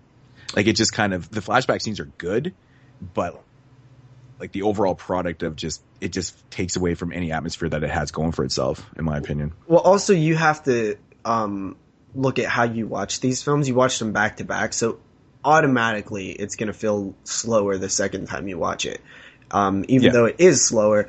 I started watching them back to back, and then I got about a half hour into it, and then we had that little Skype conversation. So I just restarted the next day, and I didn't feel... I could tell that it was slower, but it didn't bug me. I thought it was still more entertaining with the added dialogue scenes. I will say this, there is an opportunity here for a better cut than both the producer cut and the theatrical cut, where you mash the stuff, the kills together. Yeah, the kills from the theatrical I thought the exact same thing. Yeah, so I'm sure we'll probably see like a better cut eventually, because let's face it, they need to sell Halloween as many times as they can. Anchor bait looking at you. The producer's theatrical cut. Yeah. Okay. To come up with the name of it. I don't know if it's just me, but like, doesn't it seem like Tommy probably should die in the film? Mm. No. I totally think that he should die. I don't know what it is. I just don't see him as this hero type. Like, I mean, I understand that he figures out like this whole mythology and stuff like that, but for some odd reason, it just seemed to me that he should be dying. Well, I mean, I think that's because we have a final girl type character with him. But to me, personally, I don't look at him as a hero. I look at him as more of like the survivor. He just is basically surviving Michael Myers. But I actually don't like the final girl in this film at all. So, like, I had to latch on to somebody, and it was Paul Rudd. Yeah. Paul Rudd plays the final girl. Paul Rudd acts that performance anyways. Yeah. But yeah. Yeah, he's a big pussy the whole time anyway. Nah, dude, Paul Rudd's cool in this. Who is Paul Rudd, anyway? What's he in? A lot of Judd Apatow comedies. Oh, all right. Yeah, I actually, I like but I love that idea, right? Tommy Doyle, like, being, like, a main character now. I think they could have done a little bit better with that idea. Where's Lindsay, right? Have those two, the main characters. Yeah, I thought it was interesting that, Tommy was a main character, and so I think that's a pretty cool idea, but I don't know, man. Something about the character that just bugged me. He reminds me of the typical like 90s weird, like supposed to be weird character. Like, well, that's the thing. They even basically, his room and stuff. It like really reminds me of that. Yeah. Yeah, they kind of just make him out to be like more weird than he actually is. Maybe it's the performance. I don't know, but like I said before, it just doesn't work for me. Yeah, it works for me. I like it. So which cut do you guys like better? I really like the producer's cut, like a good bit better. Now, it does have some of the same problems as the theatrical cut. It's messy, but I do think it makes the film less annoying because of the bad editing in the theatrical cut, especially towards the end. It's much more smooth in the producer's cut. And I actually do think that it makes the film make a little bit more sense. What do you think of the ending, though? Between the two, like, do you like the ending in the producer's cut with Michael just standing there like a fucking idiot and not doing anything? Yeah, because it makes sense in the story. It makes sense, yeah, but it's like it's weird just seeing Michael just like stand there like an idiot. Yeah, because it was over. Yeah, I think that was pretty interesting. But to me, I think that what really sucks about the producer's cut is the ending sucks just as much as the theatrical cut. Yeah. If not more. You know, they're both bad endings. Yeah, I agree. Moodz, which cut do you prefer? I slightly like the producer's cut a little more, just because I think the story, like just the way everything's kind of edited together. Yeah. It's a little more watchable than the first one. Is just such a fucking mess. Yeah, and I do agree that both endings aren't that great, but the overall product, I do wish in the producer's cut that they had the not edited kills. Well, they're not edited; they just didn't exist yet, right? Exactly. But I mean, hey, this third cut, that's what they could put back in there. Maybe we should do a 22 shots of Moodz and horror cut. Yeah, and it would be the best cut. And it'd take fucking forever to do. Yeah. We'll actually go do some reshoots with Danielle Harris and replace the other girl. All right, well, ratings on Halloween 6, the theatrical version. JP. You want me to go first? Yeah. Okay, so I feel like I'm biased with this rating because I feel like it should be lower, but I actually like this film, so I'm going to give it a 6 out of 10. Mm-hmm. Jeremy?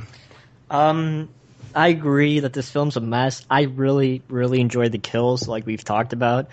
But besides that, like I said, I had a little bit of trouble watching it. The lighting was too low and things like that, but that's obviously a problem between the two. I didn't really notice the lighting. Are you sure it's not your copy? Maybe. Moodz, did you have an issue with the lighting?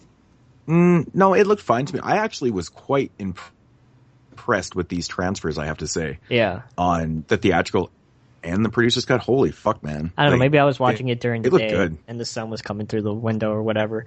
So maybe that was just me being stupid, but I like the kills, and I like the ending with Michael going on the massacre in the hospital. I think it's fun, but yeah, I give this one a 5. It's just average for me, but I actually enjoy it a lot more than Halloween 5. So, which to me that actually seems like the appropriate rating for the film. It does seem like it should be about a 5, but I have like personal likes about the film that I'm having a hard time separating. So. The gore is awesome, so check it out. Yeah. That and that's pretty much what why the rating I give is there, because of the kills. Like, I mean, the kills they're definitely rewatchable, but as a whole for the film, there's so many things about this movie that bug me. Like I said, I don't understand the Tommy Doyle character at all. It doesn't work for me. I think Paul Rudd was awful in the performance. Oh yeah. But there's obviously the editing. It's a very tedious watch for me. But if it wasn't for those pretty awesome kills in this, I don't think there's a lot of replay value in this film for myself. With that said, and I'm a very big lover of like really good kills in films, so I tend to give ratings that are a little higher because of that. This one I am going to give a 5.5 out of 10 for the theatrical, and it's mostly because of the kills and stuff. And I think Michael Myers actually does look pretty badass in this film too. Yeah, I actually like some of the. I actually think that the like music choices and there's one scene in particular when he like in the beginning chase scene when Jamie Lloyd's escaping the hospital and he just pops out of the the thing. Like, I think he just looks so badass there, and it's cool. Like I almost want to clap because I love like Michael Myers and stuff. Like it really like accentuates like his presence, and like things like that is what kind of makes me like the film. Is there's a few of those moments, especially there's a moment in the house, the boarding house where the lightning flashes and he's outside the window. Like, there are some cool stuff in this film too. It's the story that's completely messy, and that's the reason why it's a bad film. I think we all agree with that, though. I kind of like those scenes kind of affected my rating more than just the kills. Because honestly, I like the kills, but I don't think they're like that amazing. Like, there's some better shit in like Friday the 13th films. Well, I mean, but we're not talking about Friday the 13th. Halloween. I'm talking about Halloween in general. Like, I mean, we've discussed this before, I think, and like, if you look at the whole franchise, with the exception of the Rob Zombie films, the kills in the first 8 films are not that great. Like, there's nothing like, holy shit, you know, it's nothing except like for the kills. hot tub. Yeah, hot tub. Yeah. So there's the odd one here and there. So that's why this film kind of sticks out for me, because the kills are like, holy shit, you know? Definitely. So what was your rating? 5.5? 5.5 out of 10, yeah. So the producer's cut. What do you rate that one? I guess I can go first. Okay, this movie works a little more for me, even though I said it feels like, you know, it feels a little slower at times, but I don't think it hurts it that much. The thing that does bug me, like I said, you know, the kills are just a lot better in the theatrical version, which we discussed why. But I think this one works a little better. Overall, it's still not the greatest thing in the world. You know, it's still Paul Rudd in that Tommy character. But I do like a lot of the things that they did incorporate this. The ending is, to me, is not very good at all.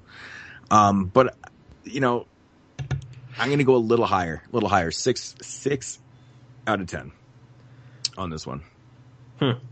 Jeremy? All right. I pretty much agree with everything Moodz says. It matters what kind of film do you want. Do you want a slasher type Halloween, or do you want a story-based Halloween? And it's all based on your opinion, and that's what I think is going to be the ultimate difference of what one that you enjoy more than the other if you get the chance to see both of them. I kind of like the things that they did with Jamie's character with the flashbacks and things like that. I'm happy the way that they offered wasn't as stupid as it is in the theatrical cut. I think it's just totally unnecessary and just, you know, just trying to get more money out of the gore than actually building on Jamie's character, because we build this attachment towards her for the last 2 films, and then they just go and they offer like they do in Jamie with Rachel. What's with Rachel, right? From 5. Yeah. 4 and 5. Yeah. But yeah, exactly like that. And even with Jamie Lee Curtis's character in Resurrection, like, you build this connection with these characters, and then they just kill them in a stupid way like that. So at least I gave the producer's cut a little bit more credit. They kept her around a little bit longer, and they gave a logical reason of who killed her and why and things like that. So I like that. Like I said, I like the flashbacks. I liked it a little bit.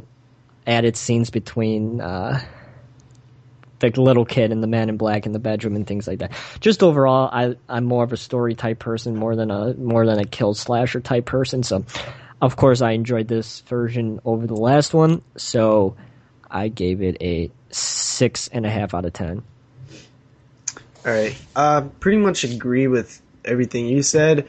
I feel like the death of Jamie Lloyd was a bit more respectful. I also think that just the pure fact that the editing isn't shit at the end automatically makes it better. So it's a 6.5 out of 10. Interesting. Cool stuff. All right, so then moving along to Halloween 7 or Halloween H2O or H20, however you want to say it. 20 years later. It's 1998 in a remote California town at a secluded private school. We could have a Halloween party, just the 4 of us. We could have a roaming orgy. I love the way this man thinks. No booze, no drugs, no kidding.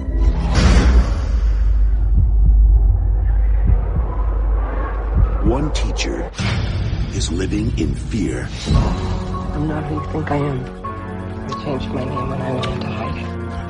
Terrible. Take off your clothes. My brother killed my sister. How'd he do that? With a really big kitchen knife. That's enough. I can't take it, Mom. He's dead. It's been 20 years. What's he waiting for, huh? Don't you think he would have shown up by now? What's going on, baby? I don't know. This is a sick joke. Now, Come on! the face of good and the face of evil will meet one last time.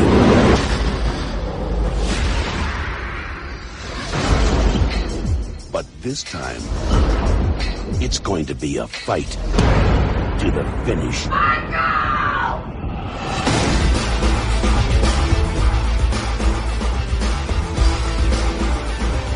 This summer, terror won't be taking a vacation.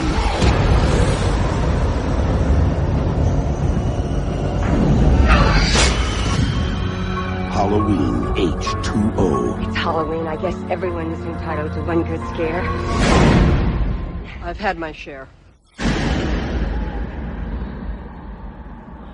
Halloween H2O, 20 years later from the year 1988, or how I like to call it, Halla Scream. 98. Yeah. I said 88. Did I say 88? Yep. Yeah, I call this film Halla Scream sometimes. But this film follows Laurie Strode, who is now a private school teacher or dean or something. Michael Myers just doesn't know about. And she is now going under a different name, Carrie Tate, because she kind of went into like protection, like kind of like the witness protection thing, but you know, she kind of did it herself. She faked her death and stuff. She now has a 17-year-old son. She is a alcoholic who is trying to deal with the fact that her brother tried murdering her twice in the same night, and she is dealing with dramas with her son, and basically Myers decides to show back up. He tracks her down, and it's a Halloween film. So this one displaces 4, 5, and 6. I think we should say that right at the bat. Everyone obviously knows that, but it what? Yeah, it displaces 4, 5, and 6 like they never existed. Now there was a version of the script that actually did tie the films in together, and it happened in the classroom that Jamie Lee Curtis was teaching in, where there was a student who was doing a report on Michael Myers, and she listed off all the things that Michael Myers did, the night of 1978, then into the hospital, then into Jamie Lee Curtis's daughter's thing, and Jamie Lee Curtis was supposed to start breaking down and crying because of her daughter who was killed because she abandoned her and stuff like that. But it never made it into the film. It should have, because I think that would have been a great scene. I believe Kevin Williamson wrote that scene because he was kind of like an uncredited writer on that film, I believe. And they just never used it in the film. Yeah. So Kevin Williamson wrote a lot of this film, from what I hear. Yeah, it's just so odd, man. They leave that shit out, so it's just, this one takes place basically after the events of 20 years later. Totally ignoring 4, 5, and 6. It's they never found his body, the one that was melting. Yeah. Marion Chambers comes back. It's awesome. So, in my opinion, this movie starts out pretty decent. It's got like 3 kills in the first 10 minutes. Yeah. 2 of them are off screen, unfortunately. That's one odd thing about this movie too, is that the body count in this film is super low. Like, I think there's only like 6 or 7 kills in the entire film. Most of them are off screen. It's pretty tame, actually. Right off the hop there, the voiceover, the guy, it's supposed to be Dr. Loomis, but it's not Dr. Loomis's voice. Yeah. I really don't even know why they put that into the film. Any thoughts on that? Yeah, I love that they put that into the film. It was like a nod to Dr. Loomis. Yeah, I know what they're doing, but it was like this voiceover. I just think that it wouldn't have flowed. To be Loomis. It wouldn't have flowed right using the clips. But I think it's better than not do like even though it's not how we would want it to be. I still love that they cared enough to honor Dr. Loomis's character. I think that they should have just approached it differently, not have pictures of him, or have Jamie Lee Curtis's character say something about how he helped her or whatever, Yeah, I mean, this American voice, it just was not Dr. Loomis's voice, and it was just like, yeah. I don't know. I didn't think it was. I thought he did an okay job of impersonating the character. I didn't have an issue with it at all. Yeah, I never liked that part, man. I always thought it was just I think they could have just approached it differently, but that's just me, nitpicking as usual. Yeah, they probably could have found a better way to do it, but at the same time, unless they could have, actually like used sound bites from the films and it sounded right. Like maybe they actually tried that and it just wasn't working properly. I do like the opening. Let's say it did work properly and that was like the actual Dr. Loomis's voice. Like that, wouldn't it have been really awesome? Like sounding and looking like the opening credits like that. So I think like, I think I can like kind of picture what it would have sounded like if they was able to do that, and that's kind of how I look at it. I just like, I think it's a cool little nod, and it's a good way to open the film, 20 years later and stuff. Like I understand your issues with a person impersonating, Donald Pleasance. It kind of might rub you the wrong way a bit, and I agree. So we talked about Paul Rudd's performance, and me and Jeremy are on the same page. You seem to like his performance. It's kind of funny into this one, H2O. Josh Hartnett is cast as Laurie's son. Yeah. He's absolutely fucking horrendous in this movie.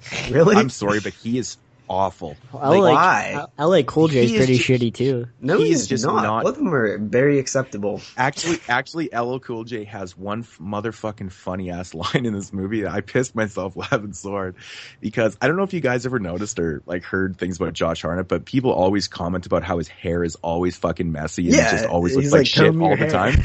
Yeah. And he fucking says to him, "Comb your hair." I paused the movie. I was laughing so hard. Yeah. I totally forgot about that line. Like I hadn't watched H2O in a long time. Dude, if you don't have a problem with Josh Hartnett in The Faculty, you shouldn't have a problem with him here because he's playing the same character. Yeah, he's not good in that movie either. Really? I don't know, dude. I have no issue with him. Like, I think he plays like a normal, like, 90s teenager perfectly fine. I find he's just bad the way he delivers lines and stuff. It's just, I don't know. There's something about the guy that just does not work for me. What has he been he's not convincing. He's not convincing to me. What's he been in lately? Just, does anybody know? But you kind of got to look at, okay, like this is similar to how everybody says like every slasher from the 80s had bad acting. It's just the style of acting that there was. This is that 90s style, dude. It's what you gotta. It's just like Scream, and it's just like I Know What You Did Last Summer, and just like The Faculty. Yeah, and I Know What You Did Last Summer has some of the worst acting in it too, man. Freddie Prinze Jr. I don't think fucking horrible in that movie. Like, he's beyond horrible in that movie. I think it's just the style, dude. I don't know. It could be the bad dialogue. I don't know. But all I'm saying is that it doesn't work for me. I'm not, I'm just, it is what it is, right? I'm looking at Wikipedia right now, and he won the MTV Movie Award for Best Breakout Male Performance in 1998. Of course it did. That sounds about right. That's fucking awesome. It's funny. But no, like, this is the same thing with the 80s, dude. Like, everybody says how awful the acting is in the 80s. It doesn't bug me because it's just the way that it was. It was done differently than it was, is now. And I think the 90s has this very weird style of acting that it could come off as bad to most people, but I don't really have a huge issue with it. But I don't know, though, because there's other people, like, that I watch from 90s films and stuff that are fine. Yeah.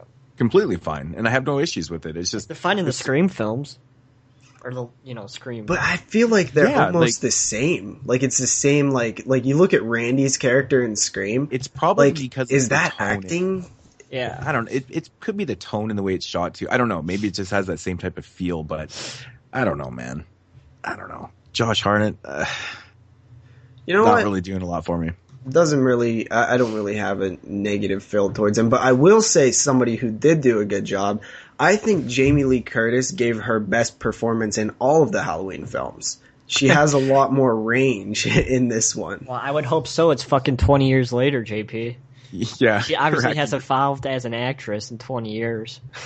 I do have to say, I think it's one of Jamie Lee's first scenes in the film where she's like pulling off like some crazy scream. Yeah. You guys don't see what I'm talking about? Yeah. And I don't find that scream very good. I can't remember. Like at all. I think it's like right in the beginning of the film. I think it might be. Is that the one where she like wakes up from the nightmare? Yeah. It's the nightmare scene where she's screaming. It probably wasn't any good.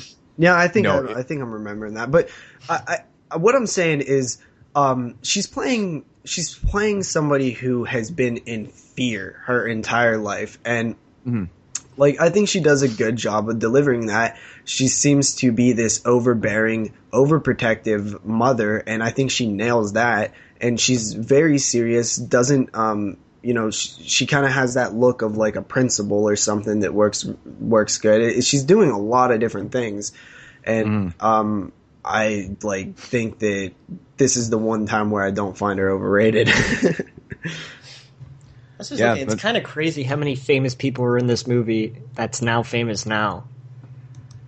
Like Joseph Gordon-Levitt and Michelle Williams was both in this movie, and they're pretty big now. Yeah, I just noticed that. That's pretty interesting. Yeah, He also had a cameo by Janet Leigh. Yeah, Janet Leigh. Oh man, dude, there's so many Easter eggs in this film. It's just like ridiculous. Yeah, especially Psycho like reference. It's awesome. Scenes. Psycho. Well, man. like honestly, like when there's a scene where Laurie or Jamie Lee Curtis's character is walking into her office. Yeah, and Janet Leigh, I think, is like a principal or something. She's something to do with the school. Like I'm not entirely sure. I think she was like a secretary or something. Something rather. But then she says to Jamie Lee's her character, she's like, "Oh yeah, the drains are plugged up again. The shower drains are plugged up." I started laughing. I think I've heard people say that they felt like that all of those scenes were like really hammered in, but I actually like them. It's cool. How she's like, I want to act maternal for a second here or something. It's funny because it's her mom. And then, I know that's funny too. And then, of course, when she's seen her outside and Janet Leigh gets into the exact car that she was driving in Psycho. Yep. Like, that's just so awesome that they did that. I love that. I thought it was super cool. But, there's actually quite a few. Have you guys ever noticed the Sarah Michelle Gellar scene in this film? What's that? Yeah, what's that? It's basically there's a couple girls in a bedroom. They're sitting there bullshitting and whatnot, and the dad walks in, and one of the girls' name is Sarah, that's in the room, and he's like, Sarah. And if you look on the TV in that scene, it's Sarah Michelle Gellar's on the screen from Scream 2. Oh, Scream 2. And when he says to his daughter, whose name is Sarah, she turns around. Well, Sarah Michelle Gellar on TV turns around and looks at him the exact same time. It's like, it's so quirky, man, that he did this shit. It was fucking, it is really funny, man. Yeah. So. I mean, I will say that this film feels way too influenced by Scream. That's why I call it Holla Scream, because it is Scream, but it's with Michael Myers, dude, because everything. Look at the movie poster. The movie poster is Scream. Yeah. We have Scream playing on the TV. We have the chase scenes are very Scream-like. The actors, the small cast of the four teens, feels really influenced by Scream, like How I Know What You Did Last Summer was, and Urban Legend, and all of those. Totally. It just screams like 90s Scream to me. And that's the thing, man. This movie overall, to me, does not really feel like it's probably got the least feeling Halloween atmosphere out of all the films. Besides Resurrection. I would agree with that, because one, you're setting it in a place that is just no one would ever think of Halloween when you walk in there. You know what I mean? Yeah, totally. Like everybody's wearing uniforms. Like it's just so far removed from the streets of Haddonfield. Yeah, there's not like a lot of Halloween things going on. Like the score's not even used that much in the film. They actually changed up the score quite a bit in this one. If you guys noticed towards the end, there's like once it plays, it's got like a lot more strings and stuff to it. Since we were talking about Scream, JP, do you remember Drew Barrymore's character's name in Scream? Wasn't it like Becker or something? Casey Becker. Doesn't in the movie when Jamie Lee Curtis is talking to her kids, talking to her son and their girlfriend, doesn't she say go down the street to the Becklers? Like, yeah, she does. Yeah, Does. That's funny. I noticed that. Yeah, there's another Easter egg. Well, obviously, so Dimension, Scream was a huge hit in 96, right? This is 2 years later. obviously they were just, trying to make it, and it's the same company, right? The Weinstein's Dimension, like, I just noticed that they're just piggybacking on that. I will say one of the most annoying things in this film to me is the mask of Michael Myers.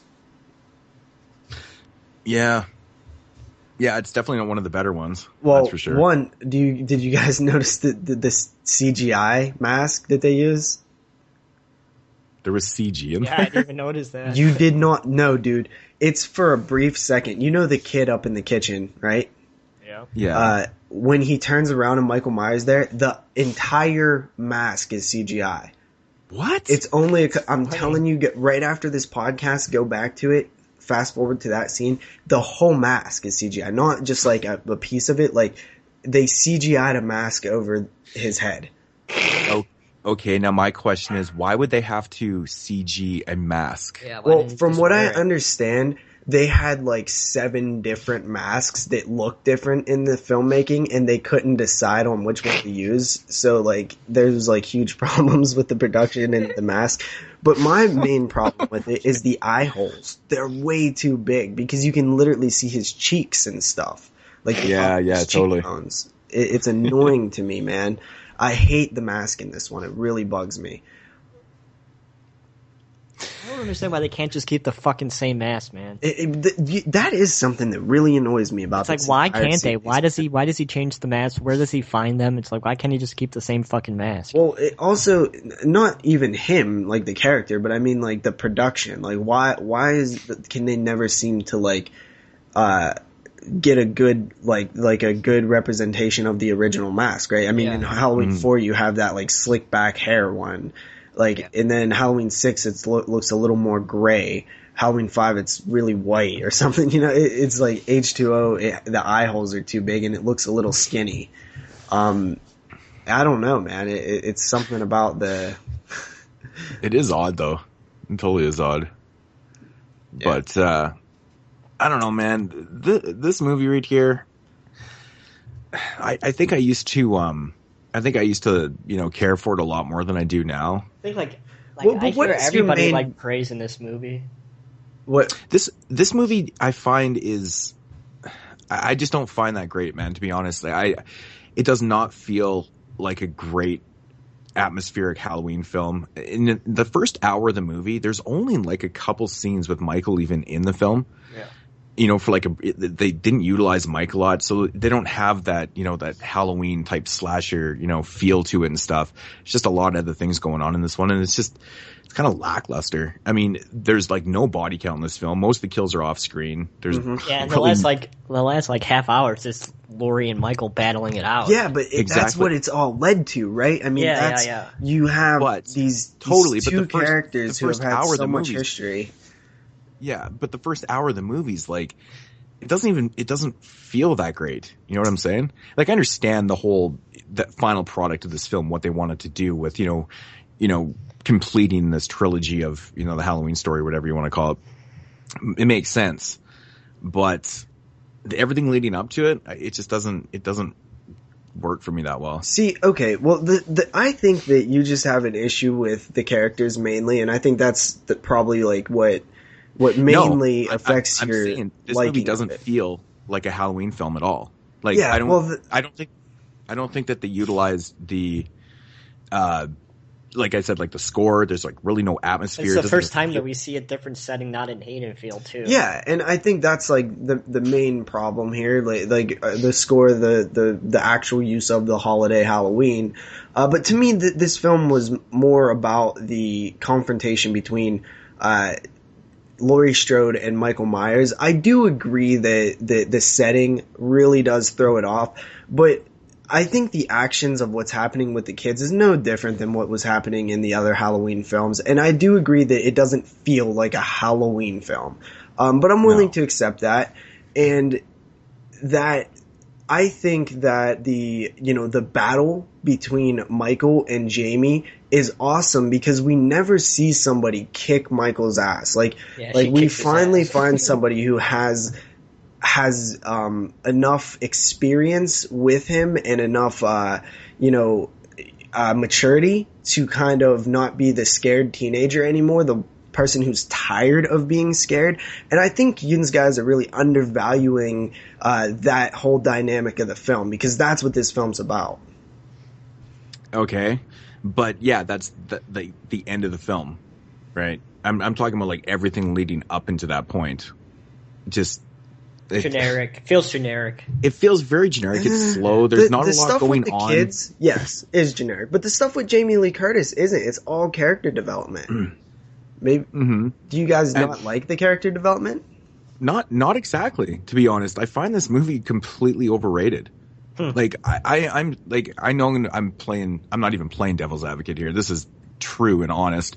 I used to like this movie a lot more, and now that I've seen it a few more times, and I'm just like, I don't really understand the whole hype behind this. I understand maybe that everyone's like, okay, you know, fucking Laurie's finally going to get a revenge on Michael and take him out and stuff. That's fine. I like that idea. Fucking ending happens. Yeah. You know, it's cool. Like, I understand what they're getting at, but this fucking movie doesn't feel like a really good Halloween film at all. I've only seen it twice, so maybe my opinion will change. Yeah. See, I didn't like it when I first seen it. I'm like kind of the opposite. Like, I actually didn't like it like at all, and it was kind of because it wasn't a Halloween film, and it didn't really feel the same and things like that. But as I kind of looked at it in a different way, this is only about the fourth time that I've seen it. I really like the opening. I think that's where we get our Halloween feel. That's set in Haddonfield or wherever it's supposed to be. That's with the kids. Opening scene's probably one of the best scenes in the film for myself. Yeah, so I think that they gave us a nice little taste of what it used to be, and this is what it is now. Yeah, and they even gave you Marion Chambers' character and things like that. Yeah, I loved Nancy Stevens being in the film. I thought it was awesome. And all the little nods to things, and obviously this is Halloween and Scream combined to me. So you kind of have to accept that, but it's the best damn version. It's the best damn Halloween version of Scream that I think they could have made. And I understand that you have beefs with the overall tone and feel of the film. But I think if you really kind of invest in the Laurie Strode character now, after all of these years, and really kind of focus on that, it's actually a hell of a interesting battle, both with Laurie Strode against herself, Laurie Strode against her son, and eventually Laurie Strode against her brother. Yeah, I mean, we see that in the film, obviously. 20 years later, she is, you know, she's got a good professional job, but she has, you know, personal issues. She's an alcoholic. She's got issues with her son and stuff like that. Psychological problems, too, man. Yeah, she's got psychological problems. That's like the biggest problem. So, you know, she can't even, like, look into a window without seeing Michael behind her. It's like... Exactly. I'd be fucking an alcoholic, too, if that happened to me. That's actually a scene that they duplicated from the original Halloween, too. The girl in the classroom looking out the window and seeing Michael Myers. Yeah, they pretty much just redid that scene, which I was fine with and stuff. But yeah, it's a nod to the original. Totally, I thought that was cool. That was cool, and you know, I thought the Easter eggs and stuff were comical to me. I thought it was pretty fun and stuff. But overall, it just, I don't know, man. I don't even know. Like, there's something about this movie that I don't dislike this movie. You know, it may sound like I kind of do, but I just don't find Halloween 3. I don't think it's as great as people make it out to be, because I always hear people like put H2O up in there with, like, you know, their favorite in the Halloween series and stuff. I'm not there with that at all, and I think that's where I'm coming from. I'm just, you know, it's not a horrible film. I understand what they're doing with this, like, you know, the whole build up and stuff, and that's fine. It's just, it doesn't really do a lot for myself. Probably like my fifth favorite, actually. What it is I'm biting, you're not, right? I mean, you're just not feeling it. I'm liking what I'm seeing. I do agree with the stuff that you're saying about the tone and stuff, but overall, I just like the way that they handled the relationship between Michael Myers and Jamie Lee Curtis, because that's what this film was made to be about. Halloween 20 years later. I remember the trailer. I remember the specific scene of Jamie Lee Curtis coming face to face with the door in between her and Michael Myers, and it kind of was just a powerful moment. And I don't know why they couldn't have said it, like, it's made the setting a little different. I think it was really influenced by the Scream series and stuff like that, like I said, and it was trying to be more, like, cool, I guess, and Halloween was, this was 90s Halloween, right? I mean, it wasn't as big as it was in the 80s. It wasn't as big of a deal, like the holiday. And even still now, $73 million though. Now, I'm talking about the holiday. Now, the holiday is like completely extinct in like my neighborhood. Like, so I think that also had something to do with it. Overall, I think the ending is one of the best endings in the series, aside from the first film. We'll get into that with the next one. The ending, because the way that they try to make the series goes on just pisses me off. Well, so what do you guys think about this ending, though? I liked his head rolling down the hill. I thought that was pretty cool. But you didn't like the idea that, okay, Jamie Lee Curtis pretty much, Laurie kicked Strode Michael Myers' is, ass. like, well, even when he first shows up, she is in complete control. She's like, all right, this is what she like learned from all of her experiences, and it's totally unexpected, right? You expect her to be like the final girl, like running, and like she handles her own. She's too old to be a final girl now. I think that's the thing. I think she's matured into a final woman, and that woman aspect is able to. Yeah. Come on, man, it's true. Think about it when you think about it. But final girl is just a term. It doesn't have to be an actual like young girl. Yes, JP. I'm just trying to be a little bit of a comical sense to the aspect thing.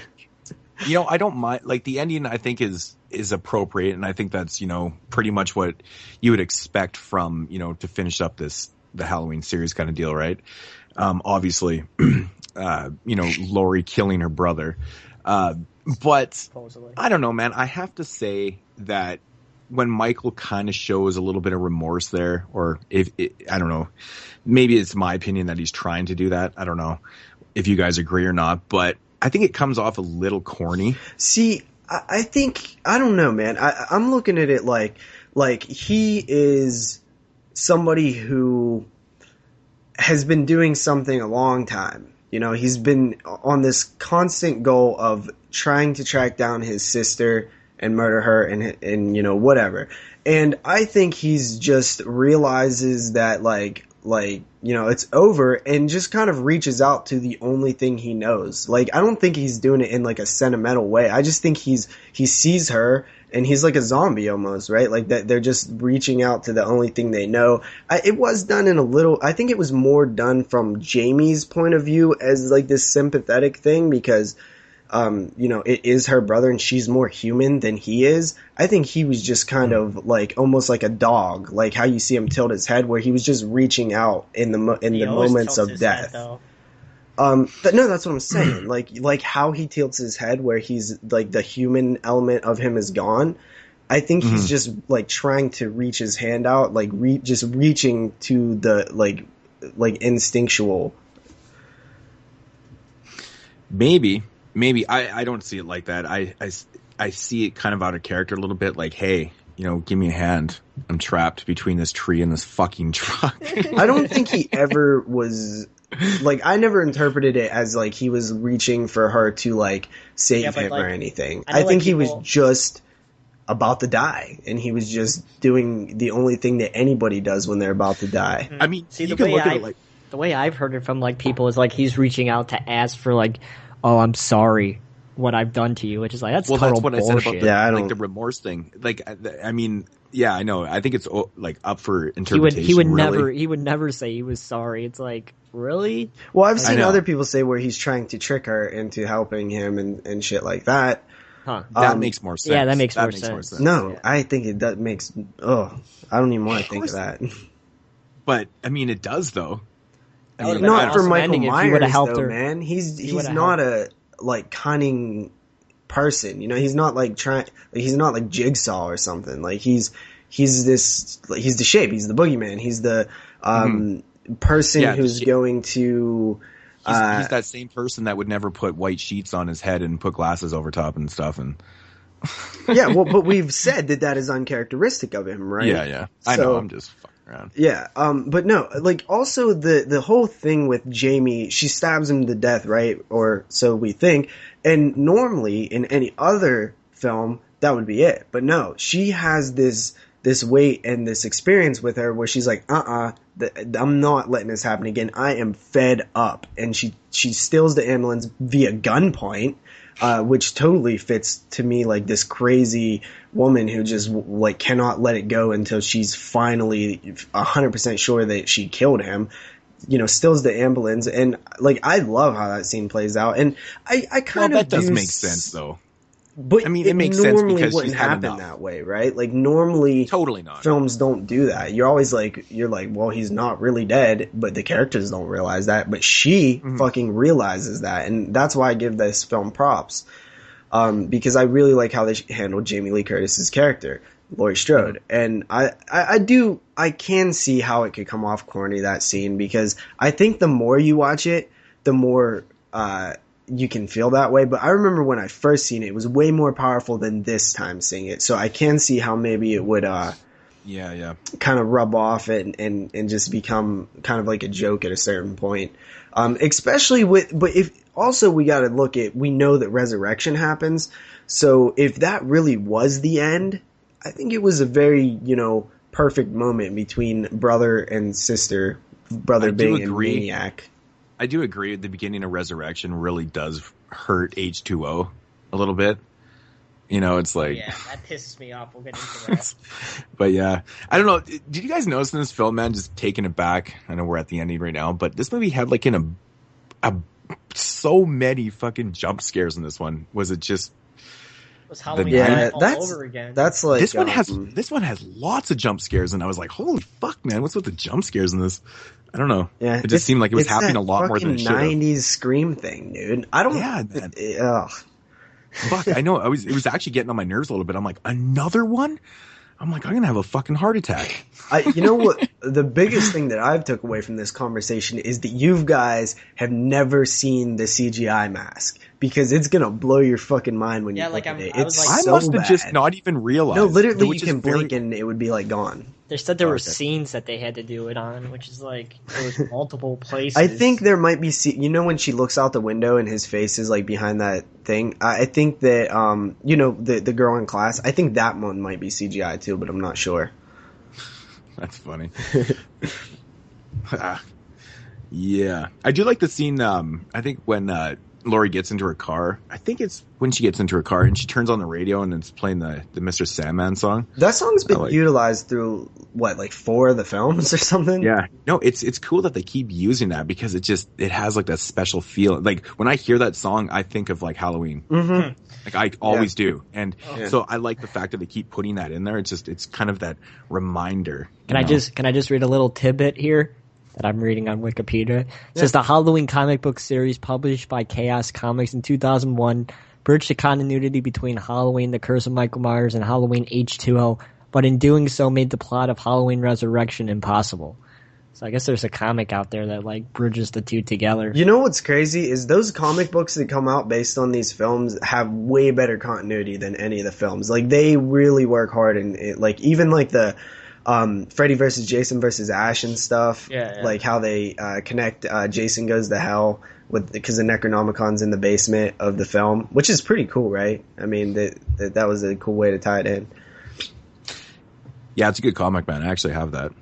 It's pretty good stuff. But the Necronomicon is in the film. Like that's what's cool about it, right? Yeah. There's that brief shot of it. Yeah. Mm-hmm. So I don't have much more to say about H2O. No, I think I think I said everything I need to say about it. Like I said, I wish there was a little more, kind of kill action in this. It's still supposed to be like a slasher film. I think it's fitting with the rest of the series, though. Yeah. This one's really noticeable. I think it's also because there's 7 total kills in this film. 3 of them are off screen, and 1 of them is actually Mikey. So, also, we have a low character count here, right? I mean, there's LL Cool J, the teacher, Jamie Lee Curtis, and then the 4 kids. Yeah, that is true. That is true. So, but yeah, I don't know, man. That's pretty much all I got on that one. Ratings, peoples? Yeah, I'll go first, I guess. So H2O to me, I feel like is a good follow-up after 6. I think that it connects the first 2 films. If we're going to go with that trilogy, which I wish that they would have connected parts, 4, 5, and 6 into it, I think it works fine. I think that they took Jamie Lee Curtis's character into the best version that she could have went. I got major issues with the CGI mask. I got major issues with the eye holes because those eyes are not the devil's eyes. Those are like regular guy's eyes, which really bugs me. And then there's a few just like issues I have with like when the van hits Michael Myers, it looks kind of shitty and stuff. There's a few different issues I have with this film. You're right. You're right about that part. Yeah, I do not. It's pretty laughable. I do not like that you can't get that Halloween feel because I feel like you could have still done this film and had that in place. And I do agree 100% with Moodz on that, but it doesn't overall like kill the film for me. This is a 7.5 out of 10. Wow. Am I next? Yep. Go ahead. So, like I said earlier on, this is probably my 5th favorite Halloween film. This is only my 2nd time watching it. Like I said last show, I've only watched all these sequels twice, the last time being like a year and a half ago. So maybe my appreciation for the film will grow as time goes on, and then maybe I watch it a few more times. Or maybe we'll do the total opposite and it'll go down. But it's just your average Halloween film that doesn't feel like a Halloween film, but it is. So I'm going to give it a 6 out of 10. Whoa. Yeah, for me, it's like I said before at the top of this review is that H2O to me seems to get worse and worse every time I watch it. I don't know if it's not aging well or what it is, but I mean, I shouldn't use the word worse because that sounds bad. I do enjoy this movie. I just, what I stated before, like I do have certain like little issues with this one and stuff, but yeah, it seems like things bug you about it. And the more you probably watch it, the more they probably can bug you. Yeah. And, and it's not completely fair because there is a lot of fun moments in this film. Like I really do enjoy Easter eggs. I'm kind of cheesy like that. So like all the Janet Leigh stuff with all the Psycho and all the Scream stuff and, it's entertaining, but, I don't think it like makes the film better. It's more for just entertainment, but, overall, I still enjoy it, and, my rating is probably not going to be that liked, but I'm going to give it a 6 out of 10. Yeah, I think you guys are coming in a little low on this one, but I wouldn't be surprised if Yins thought I was going to come in a little higher because of how much I was defending it, but I think it was more playing devil's advocate, actually. That like I do admit this film has flaws, but I just do like what they did between the main point of the film, which is Jamie Lee Curtis as Laurie Strode and Michael Myers. It's the whole point, and I think it's all right. They did a good job. All right, so moving along to probably my favorite sequel in the entire Halloween series. Halloween 8, or also known as Resurrection. Tomorrow night, you will enter the childhood home of our most brutal mass murderer. The home has been rigged up with several cameras, but for the most part, the audience will see only what you see. Are you sure they're not just putting us in some house with hidden cameras in the shower? This is gonna be fun. The windows will be boarded up, and all the doors will be locked shut behind them. No one will be allowed to leave until the show is over. Let the dangertainment begin. You think this is the one that he used to, do his thing? One flash and you could light up 1,000 computer screens. You are like this close to getting voted off the island. Wait, what just happened? We just lost Bill's camera. There's somebody in the hall.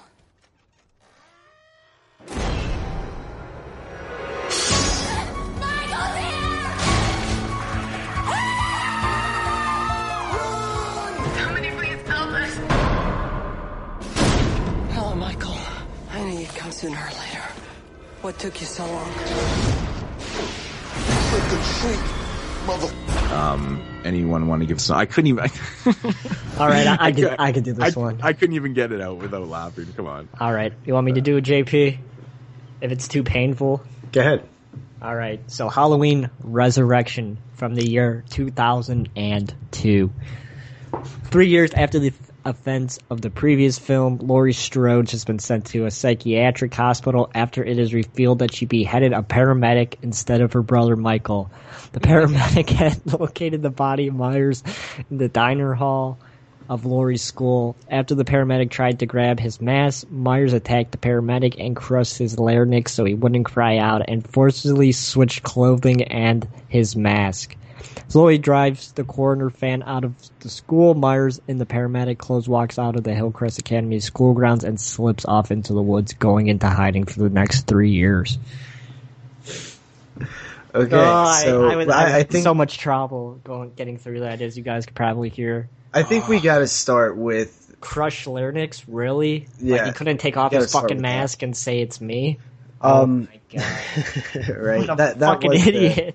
That was the. But all right. First of all, we have to give them a little bit of credit, though, because if you are going to make a sequel and you want to follow continuity, you got to think of something, right? I mean, obviously, it's completely like phoned it or like crowbarred in, and it does not make sense. But you have to give them credit for attempting to make it fit, which honestly, it's really like a stretch, but. What the hell are you going to do besides that? I mean, yeah, that's a good point.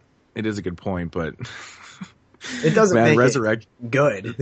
Resurrection just like totally, well, quite literally kills Laurie Strode's character. Yeah.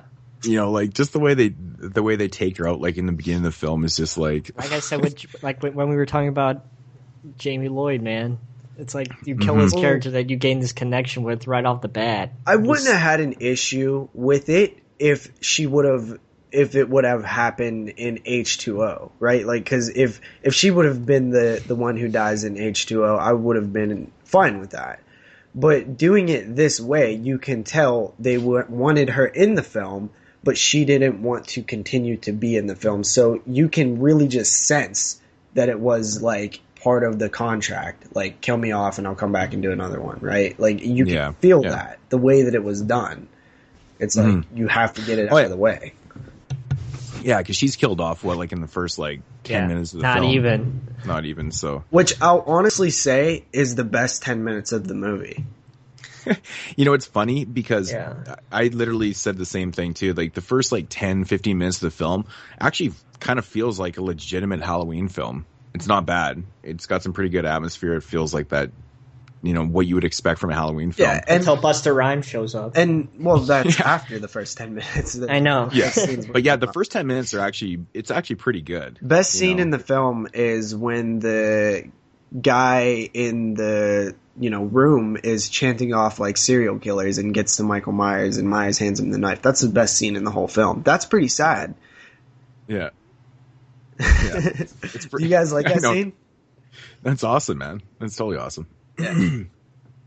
But I don't know, man. You know, it's funny because the movie almost feels like two different ones. The first 10, 15 minutes feels pretty awesome, and then it just changes tones instantly.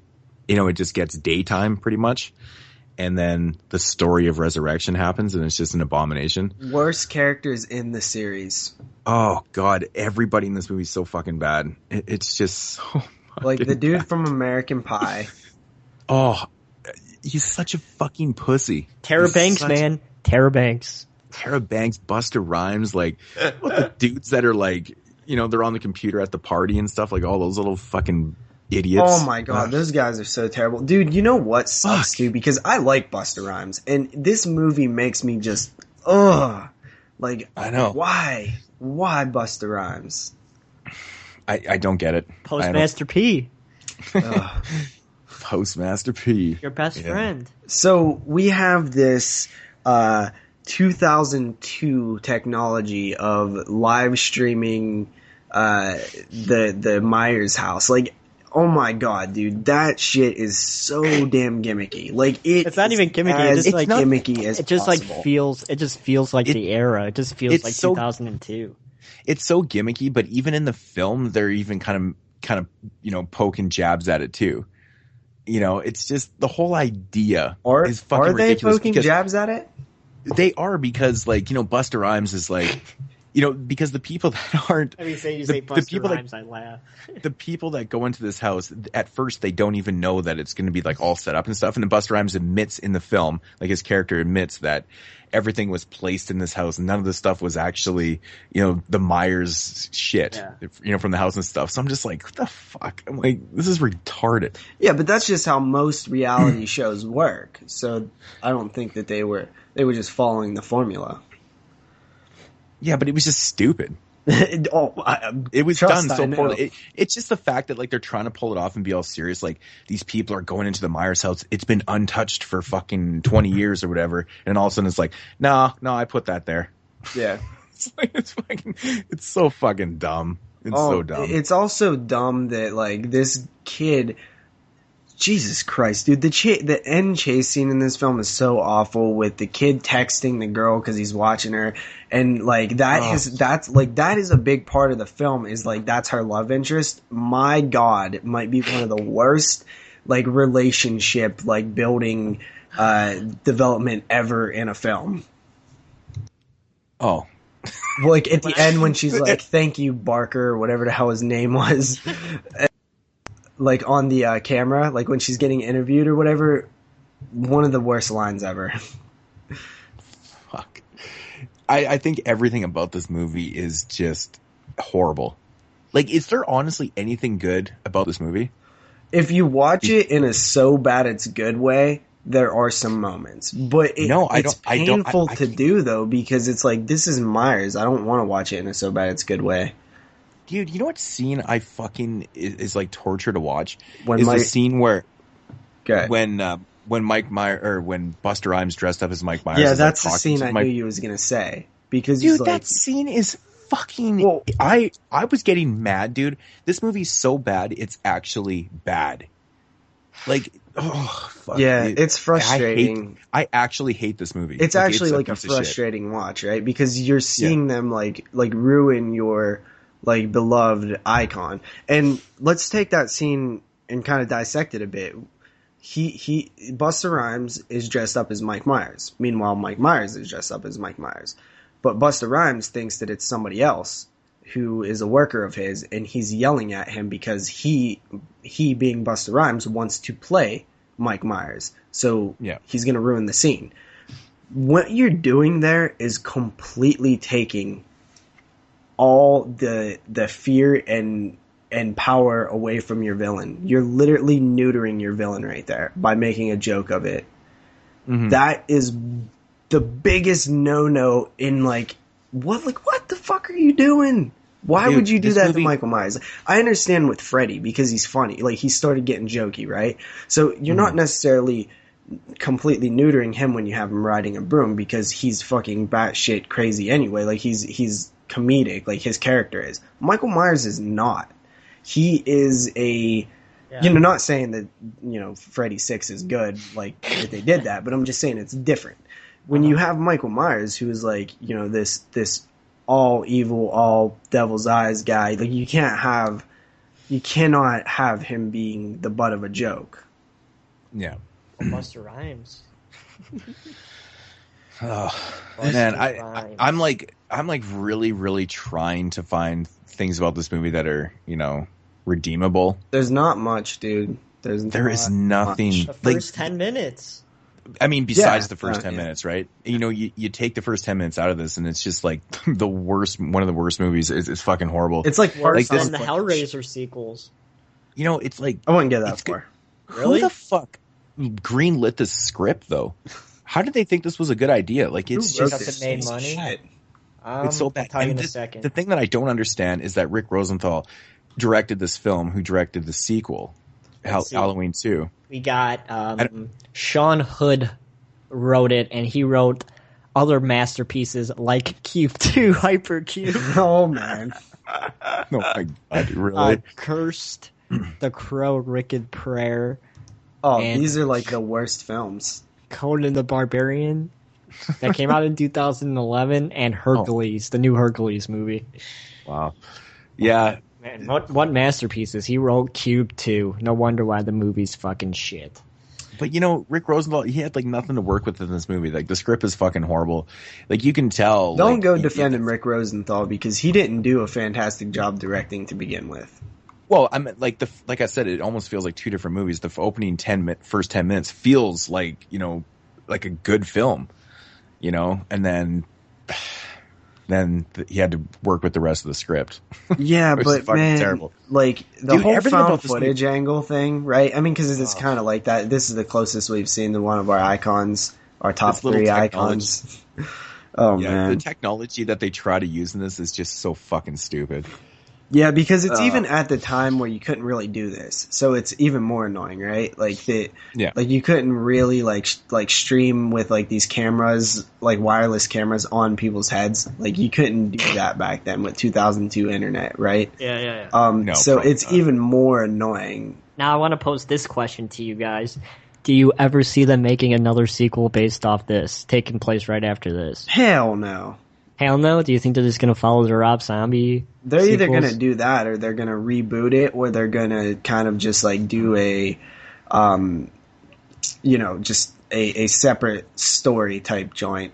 Mm-hmm. I know. I just thought it'd be funny to see like another sequel that takes place right after he gets his ass kicked by Busta Rhymes. This is the most generic, like, cash-in type of film, I think, in any of the big 4 franchises. This one is the most like that, where it's just, how people always complain that these are just cash-ins, these sequels, they're like, there's nothing to them. Like, this is the fucking definition of that. This film right here, it is so paper thin plot-wise, and it's so standard from beginning to end. The ending is so damn standard. The characters standard, the kills standard, the storyline gimmicky and standard. I don't know if it's standard to have your main character get killed by getting his ass kicked by a rapper. That doesn't sound very standard to me. That just sounds like fucking embarrassing to this killer that you've looked up to, which I know is funny. Yeah, I'm saying like you know what I meant. I know. I'm just pulling your balls. Yeah, but no, that is one of the worst things I've ever seen. Is like that's the end of Michael Myers right there. Yeah, get his ass kicked by Busta How Rhymes. Can you literally write that down and not be electrocuted and not look at it and be like, well, that's just not good enough. I know. Like, how can you try and be serious about that? It's ridiculous. Yeah, that's why he didn't die. Another thing that bugged me about this is that Mike Myers, no burns on his hands. Yeah. Well, why would there be burns on his hands? From Halloween 2? Because he explodes in Halloween 2. Was there? Oh, yeah, that makes sense. Right? Come on, JP. If Dr. Loomis has burns, I would hope fucking Michael Myers would have burns. Did they have burns in H2O? Yeah, they did. Yeah. So, yeah, I was like looking at his hands going, I didn't notice that. You fucking kidding me? Stupid fucking. This movie is. Yeah, I don't even know what to say about it. It's continuity type thing, but you know damn well they're not going to worry about the burns when they have like nothing. Like they can't even like make anything right. They were too busy choreographing Busta Rhymes' fucking awesome scene where he's kicking the shit out of. Yeah, that would be a complaint in like a good one. It's like, well, they did a lot of good things, but like they didn't get the burns right. Like there's no way in hell they was getting the burns right in this shit. No, totally. Yeah. Fucking what a dumb is everybody ready to give it a 1? No, it's actually a dumb movie. Like it is a dumb movie. So bad. I don't like it is hard for me to like the redeeming quality in this film is Michael Myers. Like that's like you're still seeing Michael Myers like kill people, which always is cool to me. Like I like seeing Michael Myers. It's too bad the kills are complete shit in this movie, though. Yeah, this is like also the movie where we see like the boobs for the longest time. Yeah, true that. Yeah. Wow, these characters were douchey, dude. Just like terrible characters, just not good at all. Final Destination 4 bad. Keep on bringing Final Destination up, man. Yeah, this one, I don't know what like. I'm curious to see where you guys rate it. Do you guys like? Is there anything else like you want to say about it? No, I don't really know what else to say. It's fucking bad. Yeah, it's really bad. It's bloody homecoming bad. Well, if we're gonna get into ratings, I'll go first. Now my rating is basically based on the first 10 minutes of the film. Yep. Because I think the other 80 minutes are complete shit. It's just, I fucking can't stand this movie. It's just so bad. It's so bad. It just really has nothing there for me. It just, like you said, the redeemable quality is seeing Michael Myers on the screen again. But, with that said, it's just so gimmicky and shitty that I can't pull anything out of it. It's so bad. And it really does lack good kills and stuff like that. Like, there's a lot of potential idiot fucking characters in this. You think that you just want to fuck right up, man, if you're doing this film. But that's and not it's really all the case. takes place in this house and shit too, which is like really annoying. Yeah, like a one-setting place. But it's not done in a good way. It almost brings out the bad in it because it feels like more plot hole heavy because it's a small house and stuff, and there's all these characters in different rooms. But how's Michael Myers like wandering around and not being seen, and the cameras, and it's like jokey too, like where Myers is like kills the one guy while Tyra Banks is like making coffee, and then she looks back and she's like, good angle. Like it's like you're taking it, you're like not playing it serious at this point. Oh my god, that's so bad. Which is the first time we've done that in a Myers film, right? I mean, it's all like even like Friday the 13th, obviously Elm Street, but like Friday the 13th got jokey in certain parts of the film. Fucking Jason hits that guy's head off. Like, well, that's way later, but I'm saying like even part 5 with the Ethel and stuff like and Junior and those two like greaser like guys. Who's like, like it had like comedy in it, but like we've never really seen that in the Halloween films. So yeah, it's weird. Yeah. So Halloween Resurrection, I'm going to give it a solid 2 out of 10. Yep. Yeah. Jeremy? I actually also have it written down as a 2 out of 10. Bloody homecoming bad. Yeah. See, this is beneath the Mississippi bad, JP. Fuck no, dude. Like no, production value's got to be a little higher on this film than that one. No. So to me, you can't discredit the fact that it like is a film. Like it actually like has lighting and things like that. So automatically that gets points. Like I can't go too late. Like Beneath the Mississippi actually has technical problems with audio and stuff like that. This film is a film. It's watchable. It's painful, but it's watchable. Also, I like Michael Myers, obviously. I like seeing him. The opening I thought was pretty good. I give it a 3.5 out of 10, which is super damn low. That is a low rating. Like, you're really scraping the bottom of the barrel when you get there for me, because when you get below that, there's actually like problems. Yeah, like with maybe like the like audio dropping and like bad lighting that actually affects your ability to watch it. Like it doesn't have any lighting or something, stuff like that. When you get into those points, when you get under like 3. Mm-hmm. Do you guys think that this is the worst film in the Big Four out of all the films in the Big Four? Oh yeah. Ooh. Yeah. I think so. Yeah. I think it is. It's even worse than Jason X, which I know I'm going to get shit for saying that, but worse than the Elm Street remake? Ooh, that's a hard one. I can definitely probably worse than the Elm Street remake. No, it definitely is worse. Yeah. I fucking hate that. Because the problem with the Elm Street remake is the reason people are so hard on it is because they have the original film. If the original film didn't exist, if the original franchise didn't exist, it would still be like a bad movie. It just wouldn't be like as bad, right? Mm-hmm. But this is just awful. Resurrection. What a everything stupid about title. Yeah, they didn't go follow the Pink Panther route anymore like they did in the 4, 5, and 6. Yeah.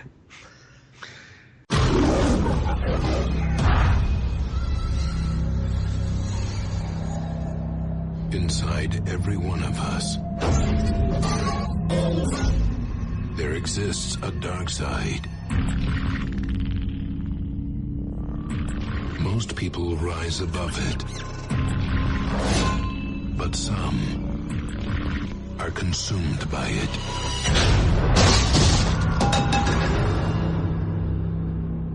Michael? Until there is nothing left but pure evil. Behind these eyes, one finds only darkness. These are the eyes of a psychopath. This August, Rob Zombie unleashes an extreme vision of terror and reinvents a legend.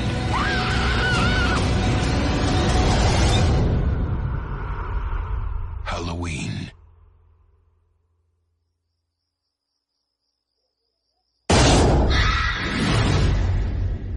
Alrighty, so that moves us on to the Rob Zombie Halloween remake from 2007? Yep. 2000. Man, I can't believe it's already been 7 years since that movie came out. That's crazy. I've never seen that in theaters. It's crazy. Yep, me also. Yeah. So yeah, Halloween remake. It's pretty much exactly what it's the exact same plot as the original Halloween, except for the interesting thing about this one is that Rob Zombie explores the childhood. It gives you the childhood or the backstory of it expands on the early years. Of Michael Myers himself, which I mean, you talk to people, and this is probably one of the most discussed and probably split films I've ever come across. I love this movie. There's people that really do not like this movie, and there's other people that love this movie, and they just have, maybe and then there's other people that kind of like it, but they're just like, why is there so much, Michael Myers backstory and stuff like that?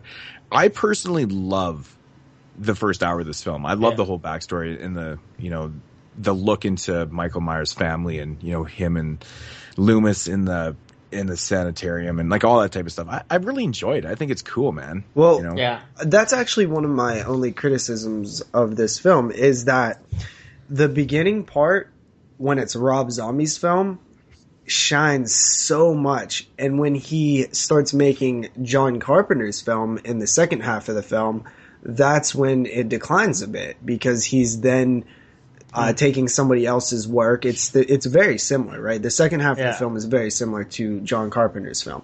And I feel like when he's no longer doing Rob Zombie's film, it kind of slips a bit. It's still very watchable and very entertaining and good even, but it's just not as powerful as when he was purely making a Rob Zombie film in the first section. I think that's also because of that's the legitimate remake part of the film. Mm-hmm. Yeah. So I think is that like you take that and you can't help but compare it to John Carpenter's original film and stuff. Yeah, it doesn't exactly match up, but I do understand 100% where you're coming from. I think that the first half of this film was really strong, the backstory, and I understand where people are coming from too when they they watch this movie as a whole and they're like, it's not needed, blah blah blah. Yeah, you know what, you're right. Like in the original Halloween film, you didn't need a backstory, it didn't matter at all, and that's what was kind of scary about the film. But this is different.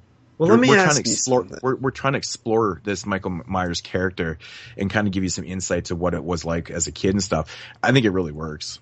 All right, let's look at this for a second, all right? We left off in Resurrection, all right? And then you make another film, another Halloween film. Do you really continue the storyline in Resurrection? Because that's what people say, like it should have never been remade. Mm-hmm. Or do you remake it? And I think this is a better choice. This is the better choice. Oh yeah. Now let's go into it further. People say, well, the backstory is stupid. I hate it. I don't want to know about it. Well, what the hell did you want? Did you just want the second half of the film spread out into a full feature length film? Or like I don't really understand. Like you have to do something different, right? You have to do something that wasn't done in the original to or else what the hell's the point? That's why I love the film so much. I love the beginning, the first hour, like Moodz said. I find it really enjoyable that we get to actually see, Michael in this what makes him go this crazy. And something I really enjoyed that. To me it makes sense, right? I mean, people say like nobody talks like that, nobody acts like that. Like, well, maybe you should get out of your bubble and go out into some of the darker parts of the world because people like this do exist. Yeah. And I've personally seen them. So I would think so with the stories that you tell me about that lady who people go on the rope and fuck with her. I would hope so. Yeah, but I mean, like people really get annoyed at the vulgarity of the characters and the white trashiness, right? But dude, like the opening scene with the stepfather. Yeah. Shit, dude, his name is escaping me right now. Ronnie. Ronnie. William Forsythe's character. When he's fucking screaming at fucking Sherry Moon, and he's like, bitch, I will skull fuck the shit out of you. And he fucking screams that every time. That kills me, man. Mm-hmm. It's just like, but the thing is, yeah, it's just like total fucking trailer trash, fucking white. Oh, like I love that. So Rob Zombie does that the best, though. He does.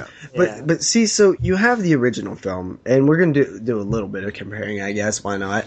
You have the original film where one day we don't really know why Michael Myers does this.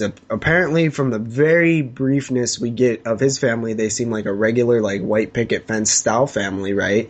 Yep. Like he was being babysat.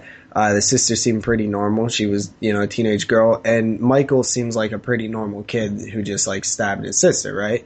To me, that makes less sense than what they do in this one. I think he stabbed her because she was fucking a dude. And, like, he didn't know how to deal with Why that. Why didn't he stab the dude? I don't know. He just lets him go. Yeah. No, I mean, I think what it is just there is no explanation. There's no explanation for why this kid one day stabs his sister and, flips out like that. But to me, that actually makes less sense than this film, where this child went through some terrible traumatic things in his family. He was treated terribly by his stepfather. His sister was a whore. His mother was a stripper. Kids fucked with him at school because his mother was a stripper and because he had long hair and because he did this or did that. Like, that totally makes sense to me because guess what? That's real. That happens. Look at those. Look at anybody who lashes out. Usually there's something wrong at home or there's something wrong here or they have this issue or that issue. So I actually like what they did because it feels realistic. It does feel realistic. And, as a child, like, I mean, at one time or another, I'm sure somebody tried to bully you or you were actually bullied or whatever. But, you look at it from Michael's perspective, like he comes from a pretty broken home. His father's dead. His stepfather's a fucking complete fucking drunk douchebag. Biggest douchebag ever. And he can't escape any of this stuff, right? Like he goes to school and the kids are fucking picking on him and stuff. Every child probably thought about that once. So you're just like, I want to beat that guy's fucking brains in. But, Mike, of course, does. I find that scene to be so powerful, though. Oh, man. The fucking shit out of that kid, man. Yeah, man. It's so brutal.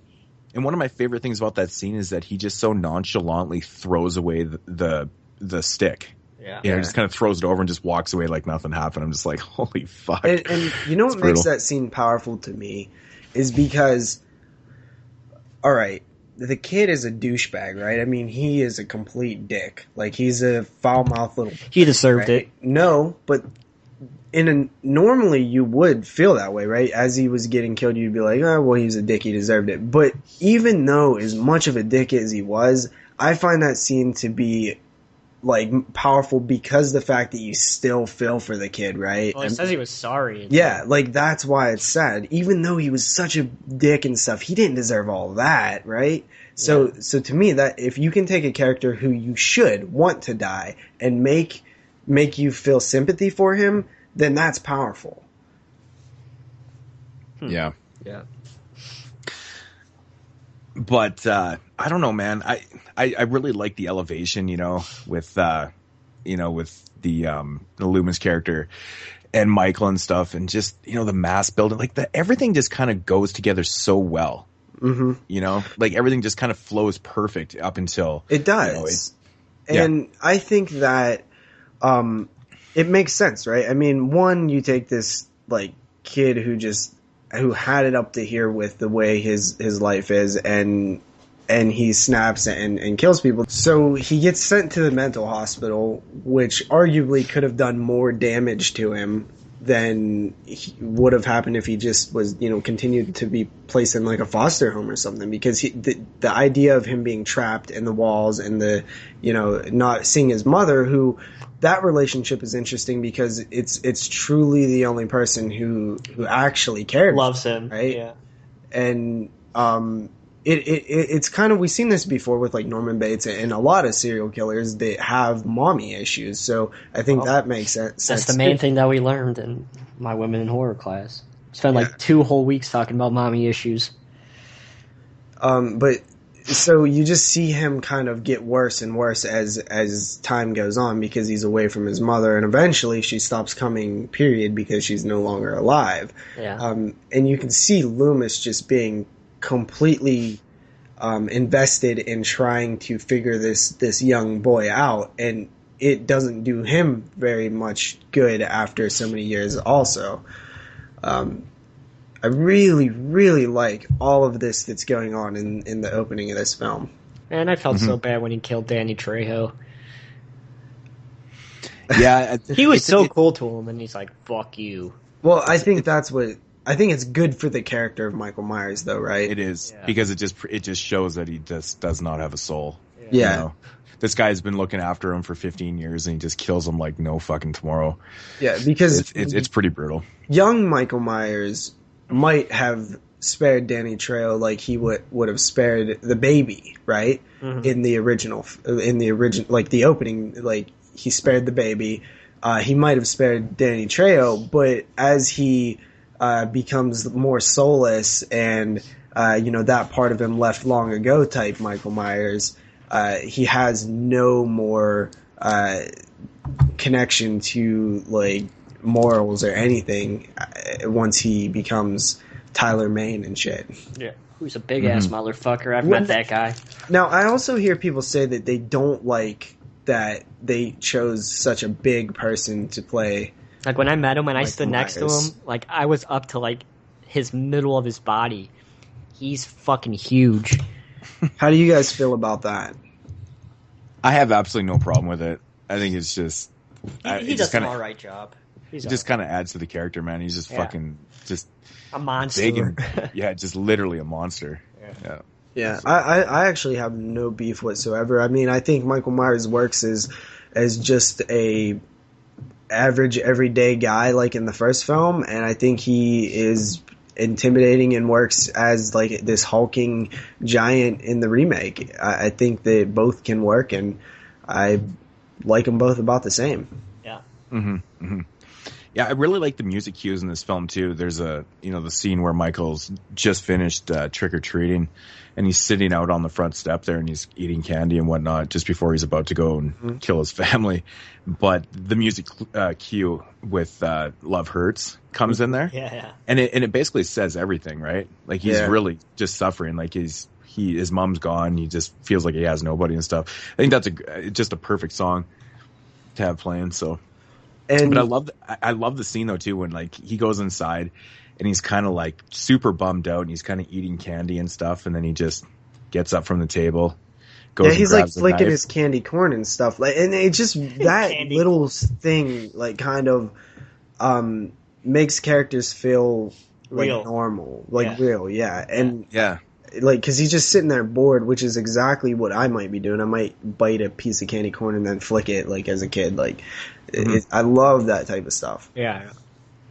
And so then he just gets up, goes to the drawer, grabs some duct tape and a knife, and then goes to town on Ronnie.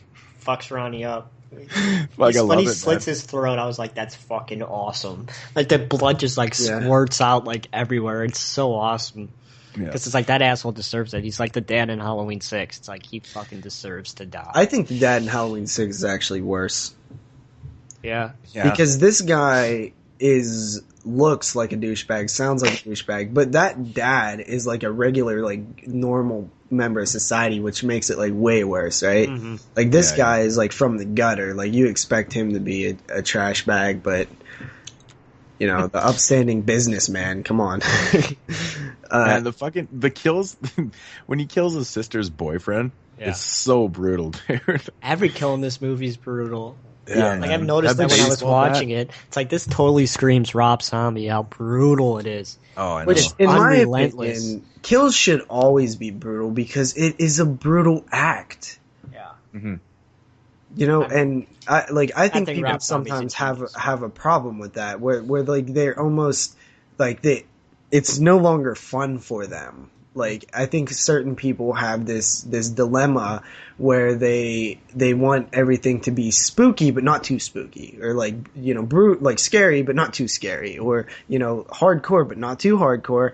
And I think that's what a lot of people have problems with this film, is people who are not quite sure what they like to begin with. Mm-hmm.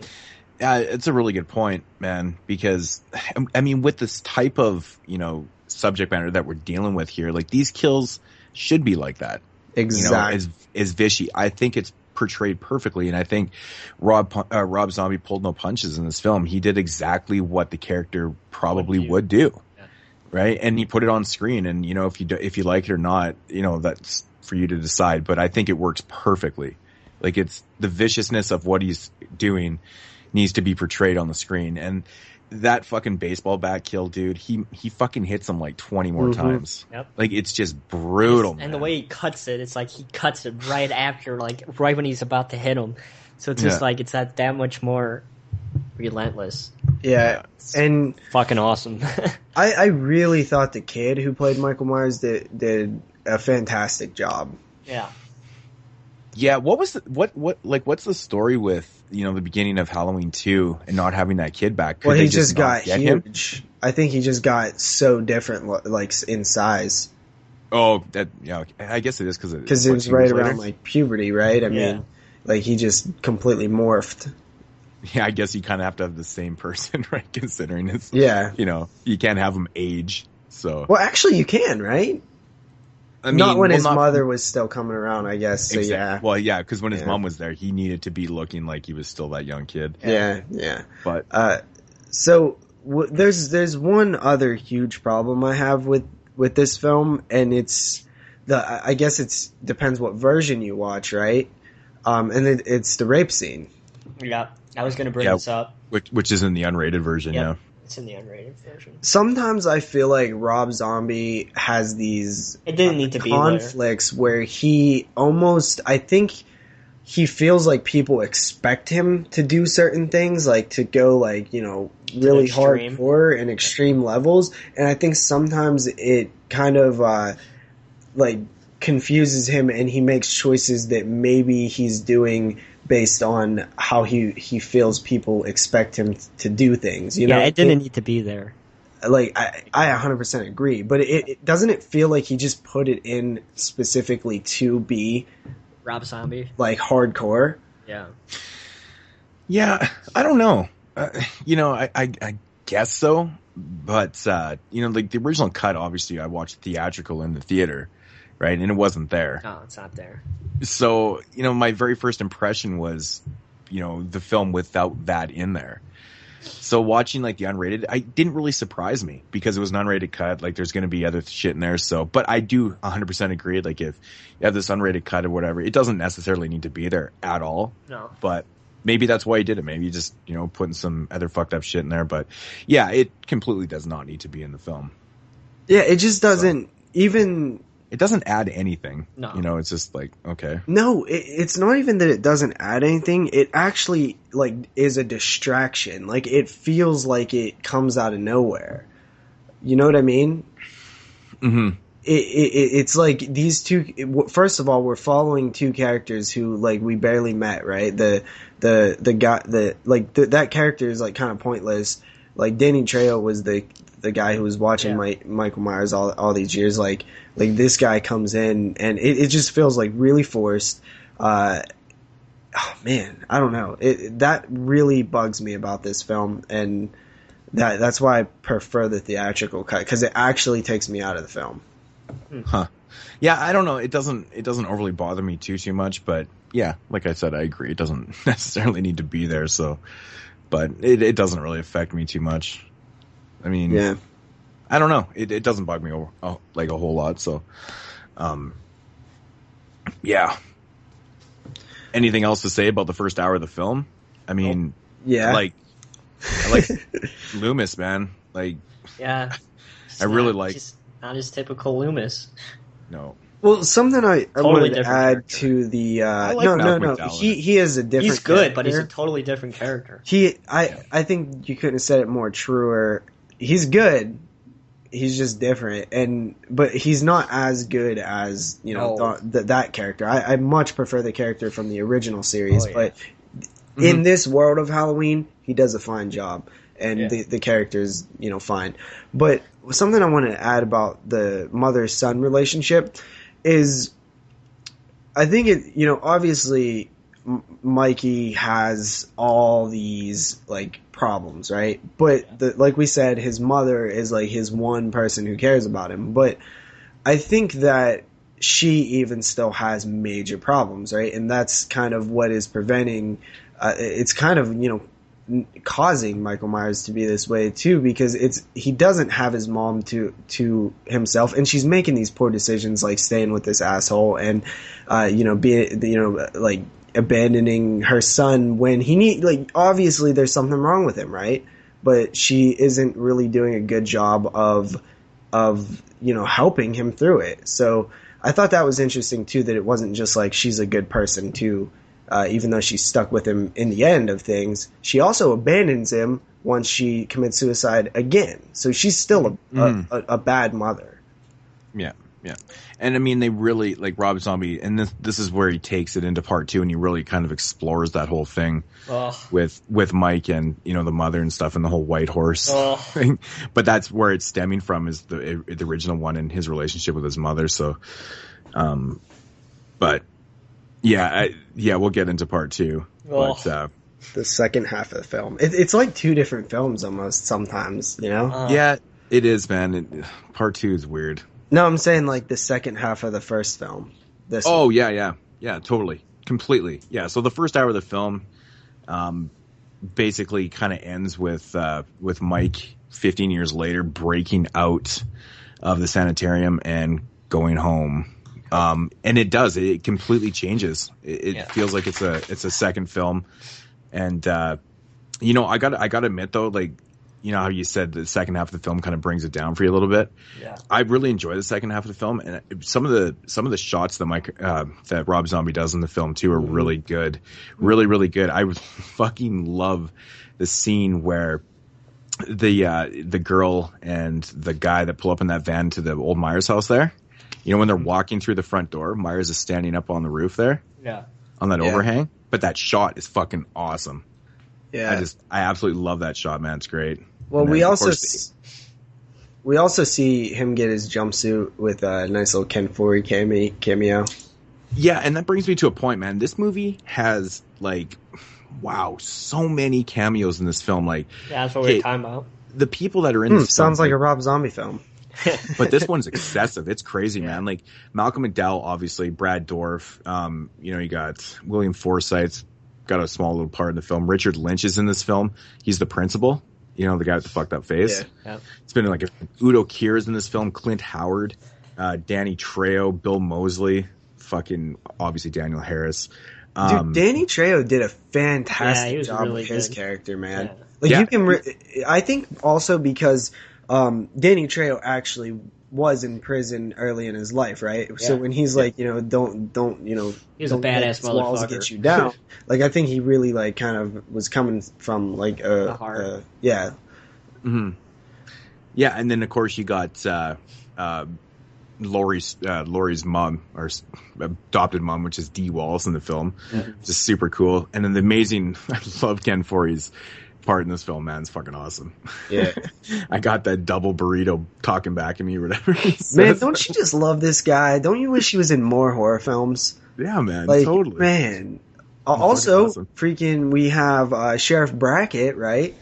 We already talked about that, Brad Dourif. He already said that. But Brad Dourif. I think Brad Dourif in Halloween 1 and 2, one of the most underrated horror performances ever.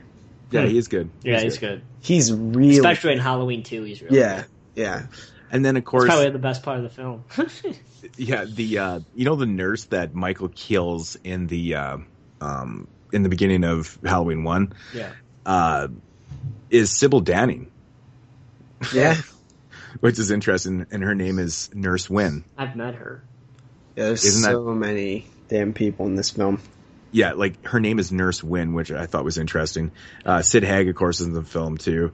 It just goes on and on and on. Like, it's just truly amazing how many people show up in this film, like, that are in tons and tons of horror films. Mm-hmm. And it kind of brings me into my next point of, Rob Zombie really being a fan of, horror films. And bringing in all these people and stuff. And it's just, for people that have watched a lot of horror films like we have, for the average fan, they probably don't recognize some of the people that are in these films, but, I mean, he assembled quite the fucking cast. Yeah. Give him mad props for that. It's pretty damn cool. Weird Al, man, Halloween 2. Come on. Oh, yeah. But something I wanted to say while we're on casting, I think that Scout Taylor Compton, say what you want about her personally, in outside of the films, I think she is by far way superior to Jamie Lee Curtis as Laurie Strode. I think she's amazing. Like, this is what I kind of pictured the character as. Mm-hmm. Yeah, you know what? I know this is not the most popular of opinions, but I do agree. Yeah, totally. I mean, I think she's really good in Halloween too. She's really good in Halloween. Exactly. Yeah. She's good in this one too, but yeah, she's a little different in Halloween too, because she's obviously emo. playing a different type of character because she's fucking messed up. But yeah, but yeah, I do agree. Her performance is pretty good. It's definitely well done. Yeah, and even Danielle Harris as Annie, really awesome. Good job there. Yeah. Man, I think that the three girls in general, like the three friends, are just. I don't. It's probably a disconnect with me from the 70s, but I find these girls like really accurate to what I know of teenage girls. So that definitely helps me personally with this, with the casting and character choices. So they feel right.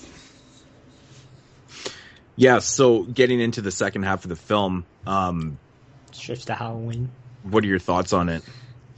No, I really like it. I did say that it declines, which it does, but you can decline a little bit, and if you're already at an amazing level, you're still going to be at a pretty awesome level, right? So just because it declines doesn't mean that it goes into a bad territory. It's still really, really good. And, it's still pretty damn brutal. The ending, man. Oh, it's fucking, especially between Laurie and Michael. Oh man, it is brutal. It's just less story at this time, right? So it's more about like stalk and kill. Like when she like points the gun at Michael at the end. Oh, what do you guys think about the mask and the look of Michael Myers? I actually really like it because it makes sense that the mask looks the way it does. Because it just fits Rob Zombie's style. Like it does screams Rob Zombie. I actually think it's probably the best mask in the entire series. To be honest, like I think it's fucking awesome, but it's fitting too because the fucking mask was sitting in this house for all these years and just collecting dust and getting old and rotten and stuff. And I think it just makes sense that like if he pulled that thing out and it was like clear white, like perfectly not dirty, I would have been like, what the fuck? What is this? Like Megan Fox and Transformers 2? And it kind of like relates back to the way Michael Myers has like lived through his entire life. It's dirty and it's broken and it's old and nobody wants it. It's thrown in this house that no one cares about. So it's kind of. Are you saying the mask symbolizes Michael Myers? In this one, not in the other. Yeah, movies. I know it's kind of. I never really thought of it, but yeah. only in this one, and the second one, not in the other original series. But I know what you're saying. Yeah. Yeah, definitely. School now. I actually, it's probably not a popular opinion, but I actually do think this is the best mask, and I think it fits the best. I think even in like a lot of the films that like there's sometimes like you see a little too much neck or like you see the bottom of the mask too much. Like I think it was worn properly throughout the entire film. Definitely a really cool looking mask too. Mm-hmm. Yeah, I totally agree. I love the mask in this film. Yeah.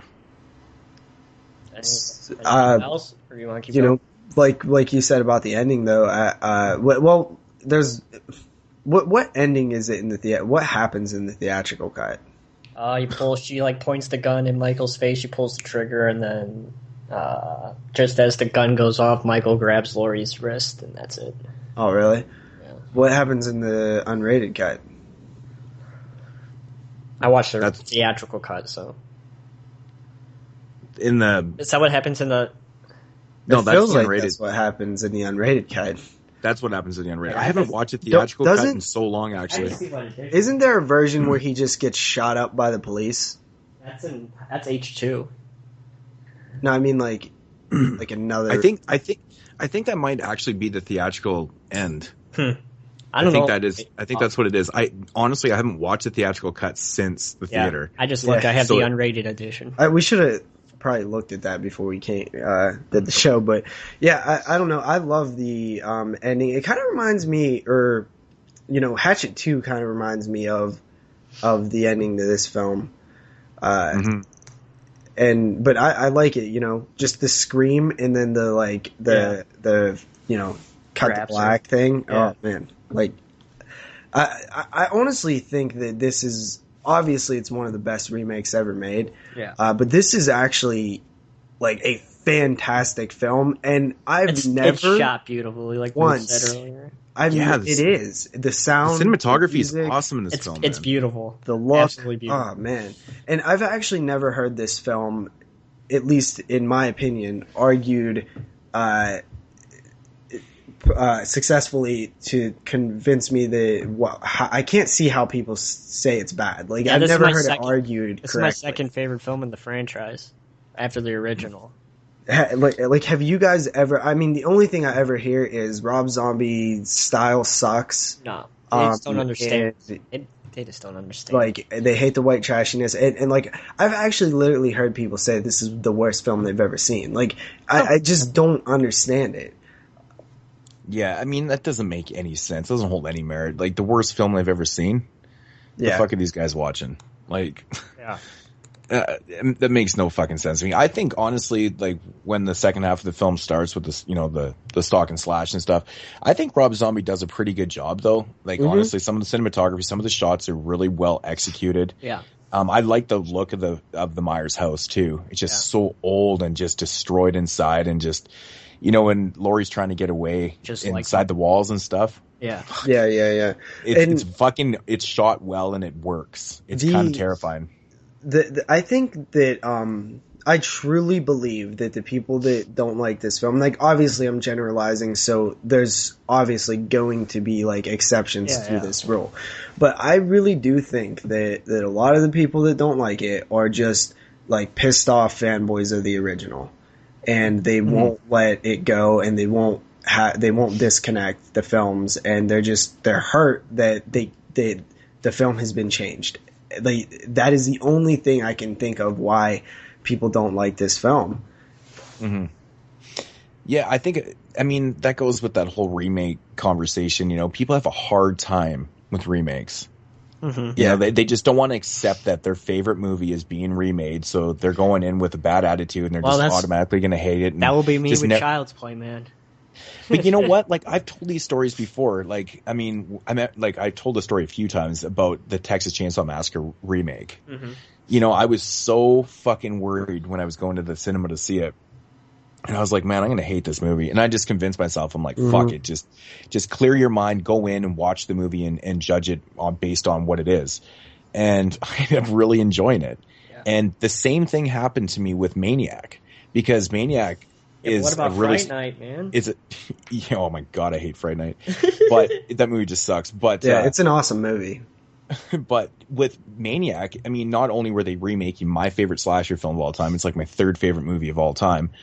But when I found out like the cast for the film, I was like, this can't be life. And I really was like kind of distraught and didn't want to give it a fair chance. Yeah. And then I started hearing some reviews, and I'm like, wow, like this is, It's like and it wasn't really Dreaded Sundown. And didn't you even expect to be more disappointed when you started hearing the good reviews? Because you're like, I'm definitely going to be let down now because now I'm going to actually think it's good. Totally. And then, and then I fucking get this film, give it a shot, and I was like, holy fuck. Yeah. It was actually a really good remake. I mean, I still prefer the original film, but that's just me. And but I thought the remake was really enjoyable and everything kind of worked. And it was our number one film last year. Yeah. And, and that's the thing. And that's the thing. It's like the whole point of the conversation is that people just need to let go and just kind of disconnect themselves from their favorite films for a little bit, and accept the remake and just take it for what it is. Saying that Halloween remake by Rob Zombie is a complete shit film and fucking blah blah blah. I mean, if you want to say that it's pointless to remake, fine, whatever. Well, I agree. Everything to me, I do agree that remakes are most of the time pointless. That's why every time when we do the news and I say this film's getting remade or this film's getting remade, we instantly kind of sigh and are like, again, like another one. I think there's an exception to the rule, though. I think with films like Halloween and Maniac and stuff, remaking these movies it is kind of pointless. I mean, I understand why they're remaking them to make money and stuff, but they don't need remakes because they're not from bad an films. Artistic point of view, it's pointless. Yes, exactly. I mean, there's no need to remake these films. Like, there's tons of pointless remakes out there, but the argument that you can make with the whole remake thing is if you're remaking a film that actually needs to be remade. Yeah. You know what I'm saying? Like a movie that's bad or not that great. I think The Town That Dreaded Sundown is a pretty prime example. From what I've been hearing, the movie's pretty damn good. Yeah, I heard it's awesome. For myself, I don't mind the original film, but every time I watch it, I like it a little less. I think the tone of the film is a little off, and there's weird things going on. I don't dislike the original film, but I think that remake is pretty valid. Here's an example of a film. Take something like Deadly Blessing. They had a cool idea, right? Like this cult and stuff, and remake that and make it less weird and stupid. Mm-hmm. Yeah, totally.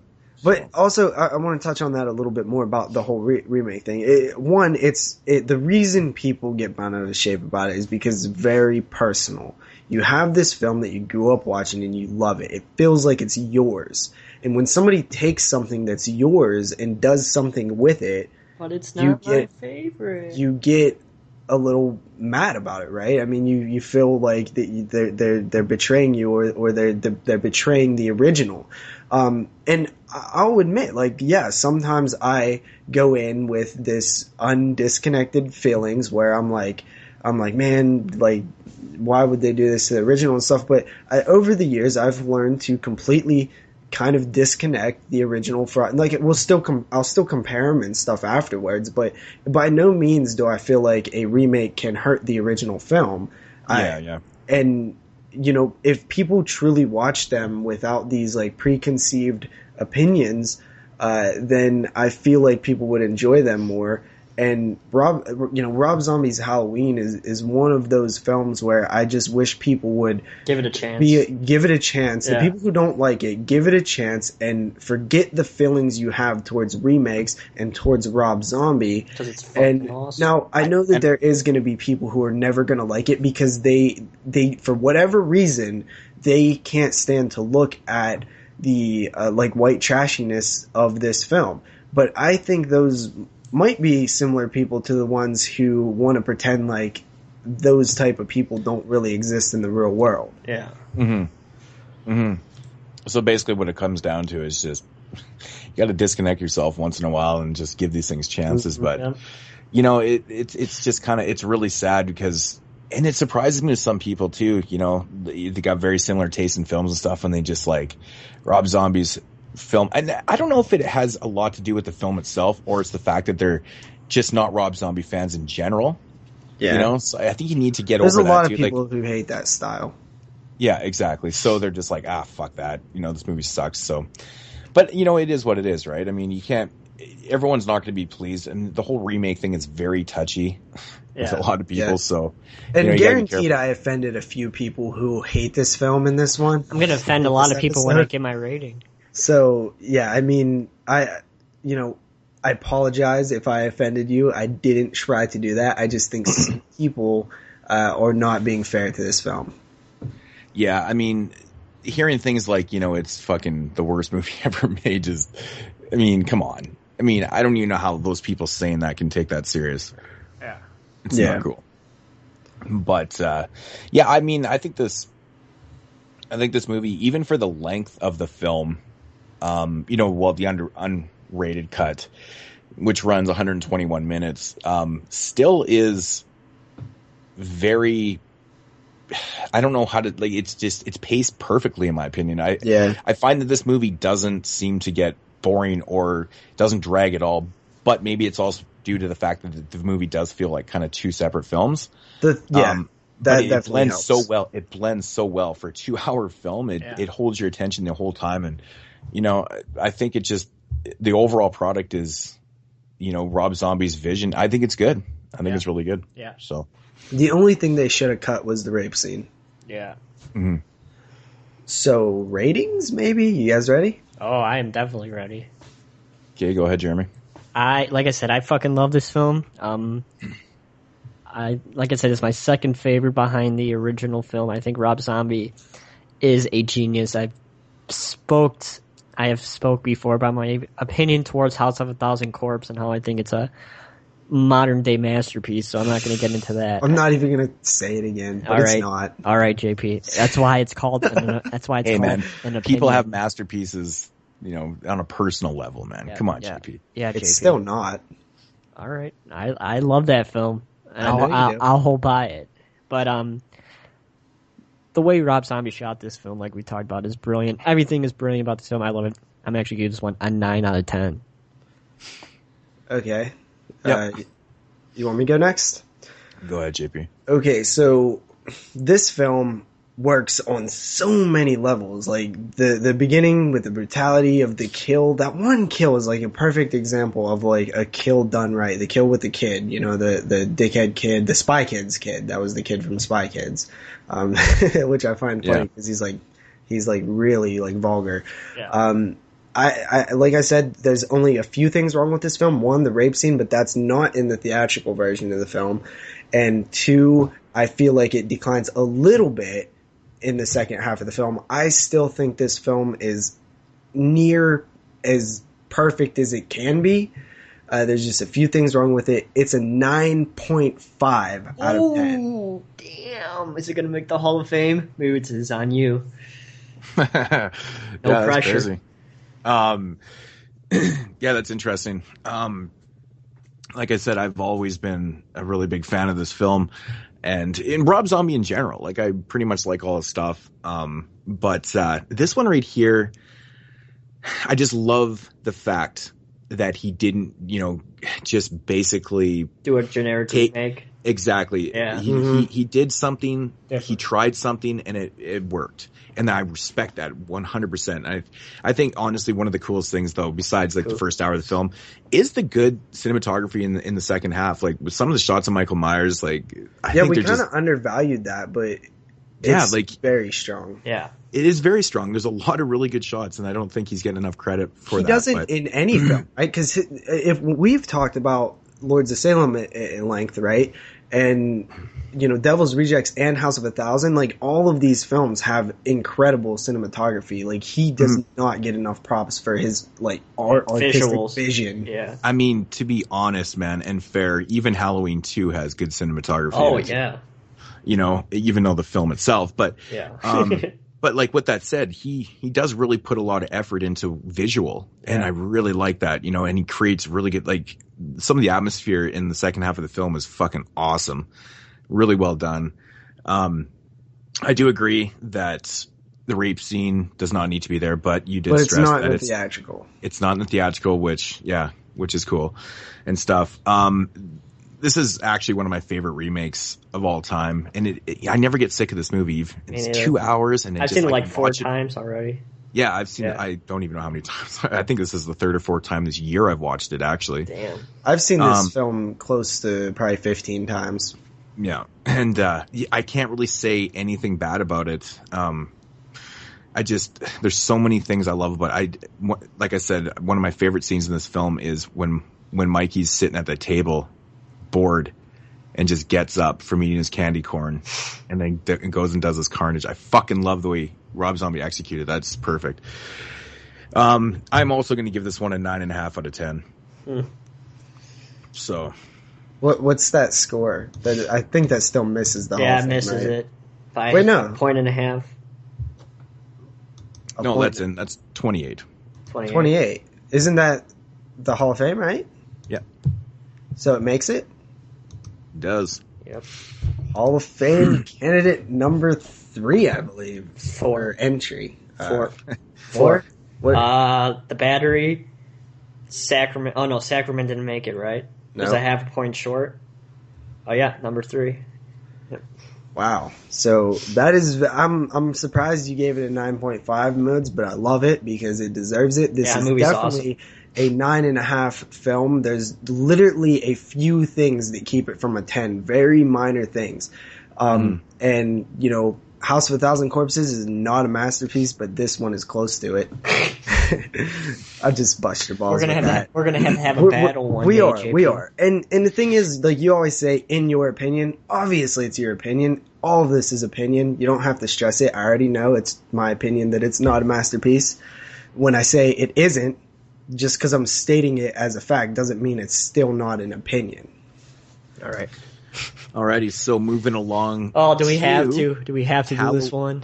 2009's Halloween 2, also directed by Rob Zombie, written and directed by Rob Zombie. Who wants to do the honors of introducing this one?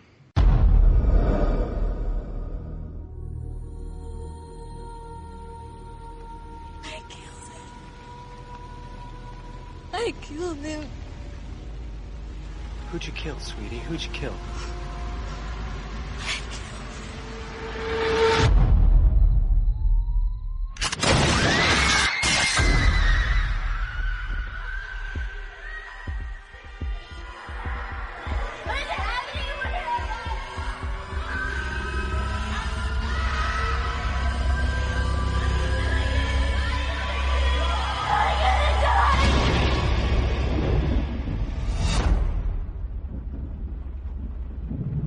Nurse? Hello? Is anybody here?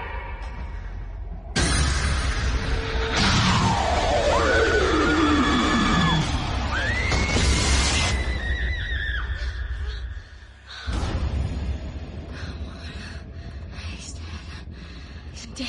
You've witnessed the birth of evil.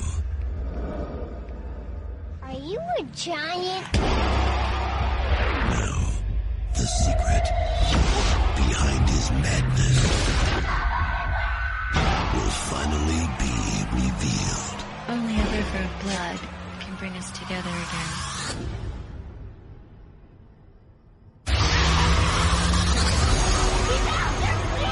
No, there's no one out here. We are all counting on you to take us home this year. I'll go have some fun.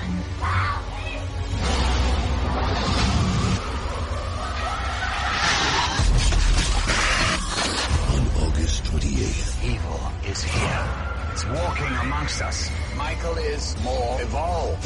Rob Zombie completes his extreme vision of a terrifying legend. Kill her, baby.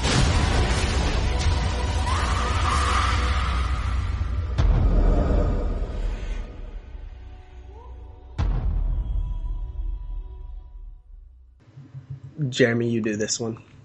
Okay, I don't really know how to explain it. All right, then I'll do this one. It's like it's a sequel to the remake. Okay, Halloween 2 from the year 2009. We now follow Laurie Strode, who is living with Annie Brackett, both survivors of the original remake, I guess. It's hard to say that, right? Original? the remake. They're living with Sheriff Brackett. Michael Myers, his body has not been found. We, the audience, see that he's still alive and he's wandering around the farmlands, around the outside of the towns or whatever.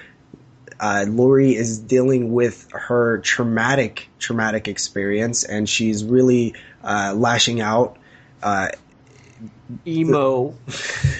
Okay, emo, if you will. And we have Dr. Loomis, who is now this like pretentious douchebag type guy. And we have Myers returning on Halloween, and Laurie's trying to cope with this and survive. And you have Weird Al. Now, one of the most disappointing things to this film, White Horse, is so it's so disappointing. It's so disappointing, and it is the opening. The first 25 minutes of this movie are pretty fucking awesome. Yeah. I love the first 25 minutes, and then Laurie wakes up. It was all a dream. Mother, it's all a dream. I'm dead serious. It changes me tones off every time. I know, it fucking changes tones instantly. It goes from this pretty gnarly fucking hospital setting, like it's dark, it's rainy, it's fucking Mike Myers is fucking shit up, man. He looks badass. He's fucking huge. He's killing motherfuckers. Like, it's awesome, man. I love the way it's brutal again. It's shot amazing. Like, Rob Zombie does a good job, and then Laurie wakes up, and I'm like, what the fuck? The tonal change doesn't bother me so much. It's just the fact that it was all a dream. Why couldn't it just have happened? Maybe end it right there with, like, okay, let's start our film with the, picking up from the last film, and let's end it. Like, it's almost like a mini, like, sequel, like, in between. And then there's, like, a sequel to that in the second half of, after the dream sequence that I want to not be a dream sequence. Let's completely remove the fact that it was a dream sequence and that was just an extension of what happened.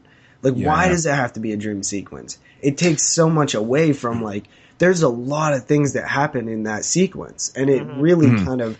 Well, that's where we learned about the White Horse, man. You feel so damn betrayed because, like, one, he brutally kills a bunch of people. Nope, he didn't actually, because it was a dream.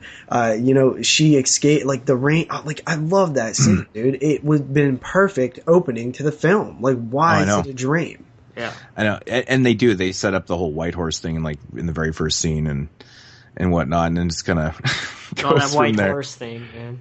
Oh man! What a right to ruin a film. Yeah, it's very unfortunate. I still don't understand what the fuck that shit's about. I've seen the film like 4 times now.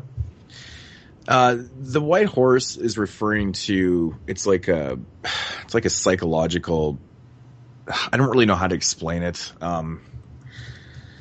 It's a little hard to write down on paper and explain it, but I totally get what he is trying to do. I understand what it's supposed to represent and mean. Okay, this is what the definition, I think this is the quote that's in the beginning of the film. It says, White Horse, linked to instinct, purity, and the drive of physical body to release powerful and emotional forces, like rage with ensuing chaos and destruction. So, yeah, I mean, it does make sense, the White Horse thing, to what Mike Myers is and what's going on and stuff. Yeah. Totally does, but I don't know if it fully works. I don't think we need to know all this or just have this representation of the actual White Horse with his mom and stuff. Like, I guess you could have the mom and stuff, but I don't see them actually having to put the White Horse is almost laughable. It's kind of ridiculous, but in my opinion, but yeah, I think if they had just described exactly what they were doing with more like, with dialogue and stuff, instead of having to show you physically that, them showing up and talking to Mike, and I don't know, man, it takes you out of scenes though. Yeah, it really does. And I think that, I almost feel like, I feel a few different things here. One, I feel like this is an idea that Mr. Rob Zombie had that should have ended after he realized, like, nah, it's not going to work. Like, it feels like this is the first draft idea that you would get, and you would like, maybe if I took this story here, but then you would realize it doesn't work. And it just feels like, I don't know, when was it, this film was made, what, a year later? Maybe there wasn't enough time to really, 2009. Yeah, 2 years later. So it was probably shooting, like, a year later, right? Mm-hmm. So I know a lot of people's argument was that, he only wrote this whole fucking White Horse thing just to put his wife back into the film and stuff. I mean, that's probably a good argument, though, right? Yeah, I mean, she has to be in everything. Any argument, it's that scene, it's those scenes, man. Because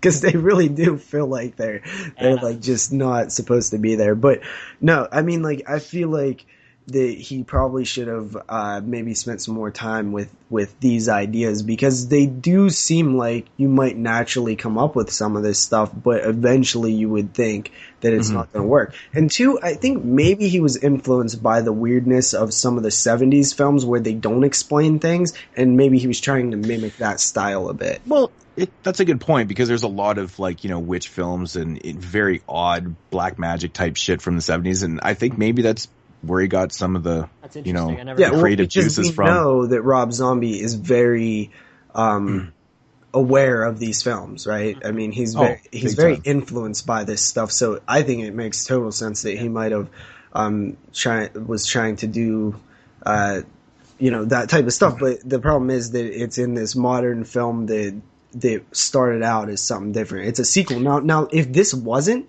let's replace Michael Myers with somebody else, all right? And let's replace pretend the first film didn't happen. We might be looking at this film completely different, right? We might be like, wow, like that, because the reason that this doesn't work is because it's in a Michael Myers film, but it might have worked in something else. But the fact is, this is a Michael Myers film, so it doesn't work. Yeah. But I tell you, man, like, talk about basically, ruining a lot of the images that are in this film. Like, again, we were talking about the cinematography, and there's a lot of really cool shots in this film too. And like, I swear, like, man, this film just feels so brutal at times. Like, Mike Myers, like, now the mask is fucked up. He's like Hobo Michael, Yeah, he's got this massive fucking beard. With that. I have a problem with the ending when you see his face, but. Yeah, I don't have a big problem with the hobo. I think because it's kind of relevant to it though, because like he's wandering around. He's basically escaped this, and which makes 100% sense. Yeah, exactly. And I actually like that scene though too, when he escapes the ambulance. Yeah, that's kind of like his version of the cop car accident from Halloween 2. That's the way I picture, right? Because that scene is so fucking. But like, this scene just comes out of nowhere. These guys are bullshit, and the one dude's being a fucking pervert, talking about fucking dead bodies and stuff. Yeah. And all of a sudden, he's like, "Cow, cow," and they fucking smoke this cow. It's kind of like the same. It's kind of like his version of it, kind of deal. But I mean, I understand it though. Like, he's in the middle of nowhere. He's like, really, like, where the fuck is he? He's wandering around. So the whole hobo thing doesn't make sense. But there was some issues that I had with it though, because they go into the Mike Myers character, they take it into an area where it doesn't really make a whole lot of sense. Yeah. Like, I don't know, man. Or does it? I mean, I guess it doesn't make sense from what we've seen before, but this is a different story. Mm-hmm. Yeah, like, should we see his face though, JP? Why not? No, he's going around like, he's so vicious, man. Why like not? Because that's not Michael Myers. We seen his face in the first film, the first but ever Halloween. Not like this though. Mm-hmm. I don't know. I didn't really have. Daylight. We see. I think it's interesting that they showed his face, but at the same time, the one part that always kind of throws me off in this film is when Mike Myers eats the dog. Do you guys have any problems with that? No, like, I don't have any problems with it. Really? Because like, it didn't even cross my mind to have a problem with it. Do you need to show Mike Myers like this shape or this inhuman form or whatever the fuck he is? But that's not who he is anymore. That's who he is in the first film, the second film. He's not that character. That's not him at all. There was never an instance where you looked in the first Rob Zombie Halloween film. He's never the shape. He is never the shape in that film. Yeah. So it's not uncharacteristic of this Michael Myers to me. Can we just go back to the opening scene one more time? Because to me, like, even the dream sequence thing, there's a huge problem with that. Another problem that I realized is you almost even discredit all the filmmaking in it, because that scene's awesome, and you're just like, well, it doesn't matter because it was a dream. Like, you actually discredit like that whole entire scene. You like pretend it doesn't even exist, and then that's bad decision making, Mr. Robert. Robert Zombie. Mm-hmm. Ugh. Yeah. So where was you? Talked about the face. The dog. Yeah. Yeah, the dog. Yeah, I was talking about the dog. I don't know, man. I just find that part to be quite intriguing because, like, you know, in any other, you know, Halloween film, whatever, like, obviously, we never see Mike Myers eat anything, right? And, like, he's just tearing apart this dog and just, like, but I mean, it makes sense to where he is. It's a weird point. He is literally, like, living like a hobo and stuff, but it's just crazy he threw that in the film where he's, like, literally hacks this dog up and they literally show him eating hunks of dog and I'm like, fuck, that's weird. Well, he got to eat, right? Totally. Yeah. But it's just interesting that he actually threw that into the film, though. You know, because I mean, we just assume that Mike's eating, obviously, because he is human technically, and he's a big motherfucker. So I hope he's eating. So you know he's eating because he's still living and breathing. So, but to show him eating a dog, I just thought it was an interesting kind of thing that no one really ever talks about. So, yeah, and you know, also let's talk a bit more about characteristics of characters and Laurie Strode, who is now emo, a complete fucking head case. Yeah, like I hear people like really complain, like you did this to our final girl, like, because you know normally the final girl is like this perfect, like image, right? I mean, like they're just like this, the all around like perfect girl, like not slutty, just like virgin, not and this is her now, like. But I think it makes 100% sense, and I think this performance is like fantastic by Scout Taylor Compton. Yeah, she's pretty on edge in this film, man. Yeah. Yeah, I think it's pretty good actually too. I have no problem with her character, but it makes sense because she's like, you know, she's seen a psychologist and stuff because of the events of the first one. So she's, you know, obviously has some issues that she needs to work out and stuff. She and turned into a bitch. Totally, and the medication's not helping. Like she's over medicating herself too, right? Even when like, where I'm sorry. No, go ahead. Even when like Annie's like talking, Annie and Sheriff Brackett's talking to her, she's like such a bitch. It's like they're giving you a place to live, you fucking bitch. Yeah, but it makes sense though, right? Yeah. Like she's traumatically damaged. She did explain why she was having a rough time living there too, is because every time she's seen Annie's face, it was a constant reminder of how she did this to her. Great when they explain that. Like that's some good writing right there. Exactly, and it totally makes sense because I mean, honestly, like she has a conscience, right? She feels shitty for what fucking went down. Obviously, and this is her best friend. Yeah, she doesn't want her to look like that. So yeah, it totally makes sense. But yeah, she's fuck man, she loses her shit in this film. And I, you know, I. Like you feel bad for Annie, like you want them to be friends and like each other and like be nice, and there's a big payoff, you know, when Annie is killed, like that scene is actually amazing, like because you see that, you know, she kind of like has regret at first about the way she's like treated Annie, and then she has like, you know, she realizes like how much, like we as an audience realize like how much she really meant to her, and man, like, and not to mention that scene like doubles up because then you have like Sheriff Brackett come in, and that's some really good like yeah, and Brad Dourif pulls that off pretty well. Like you feel the emotion in that too. Like it's so fucking sad. You're just like, oh no. Rob Zombie does an interesting thing where he does it. I've noticed he does this a lot in his films, but he like drops the audio, and you know, Sheriff Brackett's just like tripping out, but like and like crying and stuff, but it's like silent. I like that technique. I know that other people have done like do that technique too, but I always find it to work when done right. Yeah, I've always enjoyed that though. I mean, I think it works. It adds to the emotion of it, in my opinion. Yeah, definitely. So what else do you guys? Well, overall, this movie, like I said, like it's got really good cinematography. One thing it's really lacking though, it doesn't have any Halloween feel to it at all. I don't. When they're at the party, it's pretty Halloween. Yeah, but I don't agree. I find that it has some Halloween feel. It's not as. What about when they're at the party? Like the first like hour and 20 minutes of this film does not feel like any Halloween. Of course, the party scene obviously will have a little bit of feel to it because it's a fucking Halloween party. But like leading up to it, and even after it, it's just like I thought it like when they're like in the town and stuff, and like I don't know, like I never really I don't like think it has any feel to it. It's got this movie has like a totally different tone to me. It's weird. And like the guy wearing the Frankenstein mask at the Rabbit in Red and stuff.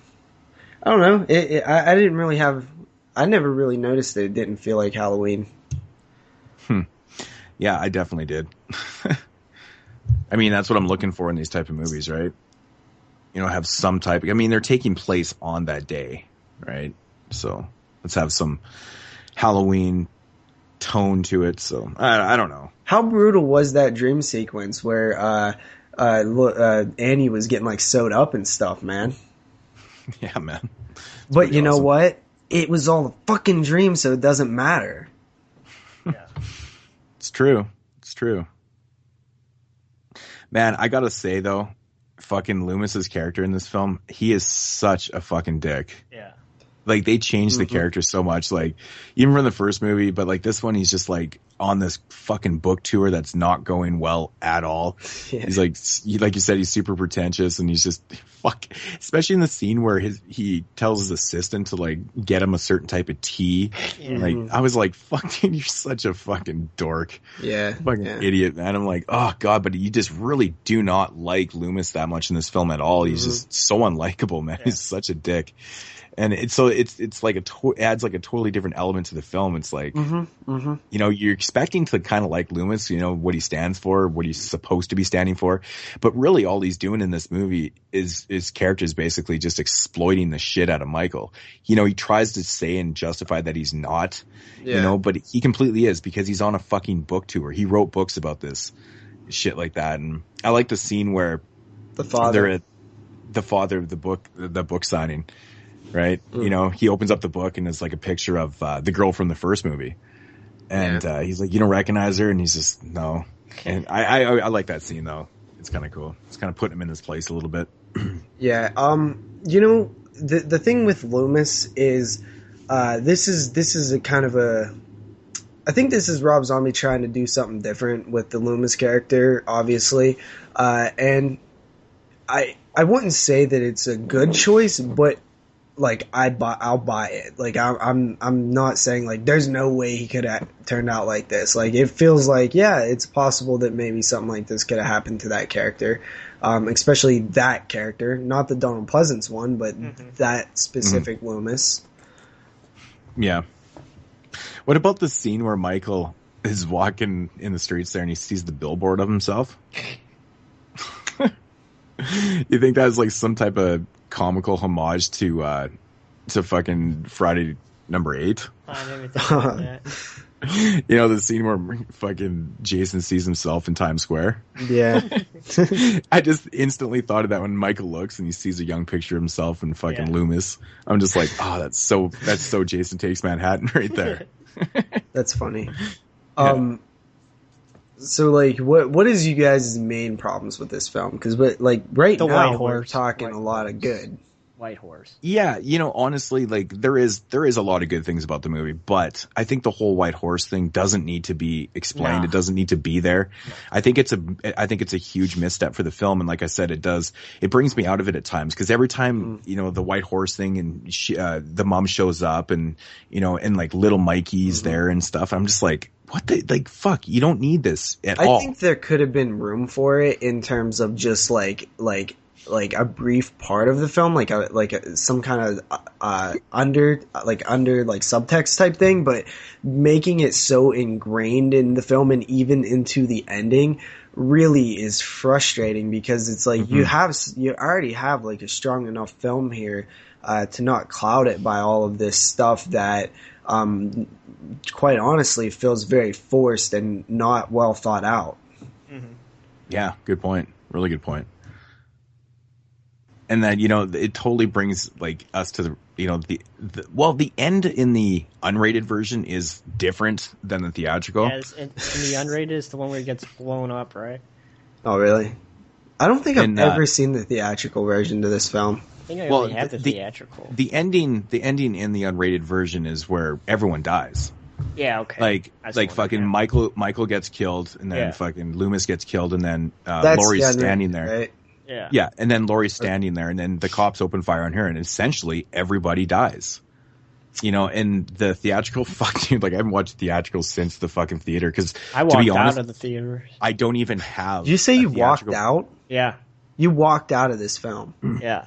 Crazy. Wow. But I was pissed off, man. It was fucking terrible. Like I couldn't get past the white horse, man. Crazy. I've never walked out of a movie before. I've been tempted to, but I've never even shut off a movie. I don't think. But yeah, I haven't seen the theatrical version since the theater because I actually don't own one.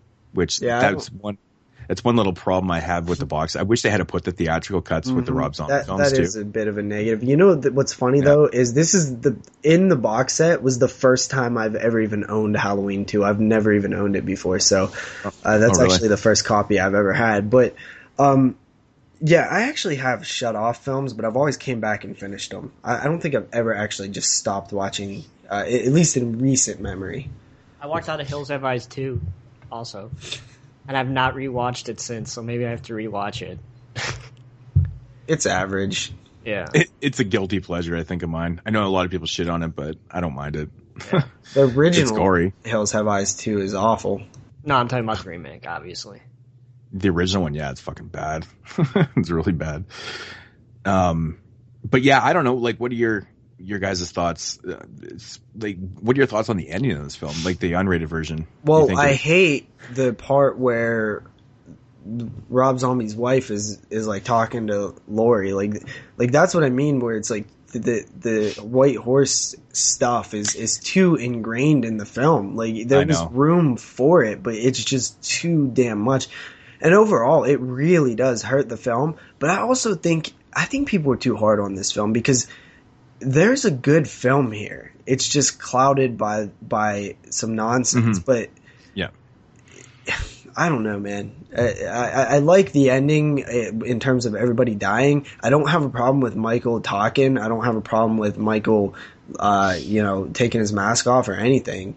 I have a problem with that scene where Laurie is talking to, like, God damn it, man. I know. I know it's so frustrating. I'm very with you on that, man. I'm just that fucking her talking to. It's fucking laughable, man. It's just, it's not cool at all. Like it totally fucking takes me out of everything I'm seeing. You know, like you said, there is a good film here, like a decent film, and fuck, just get rid of some of that shit with the white horse and stuff. And the thing is all but the ending, you can literally cut those scenes out and the film wouldn't probably be affected. Like they feel so out of place sometimes because they are literally like their own scenes. Like they're not even, it's so fucking bizarre. I don't really understand it.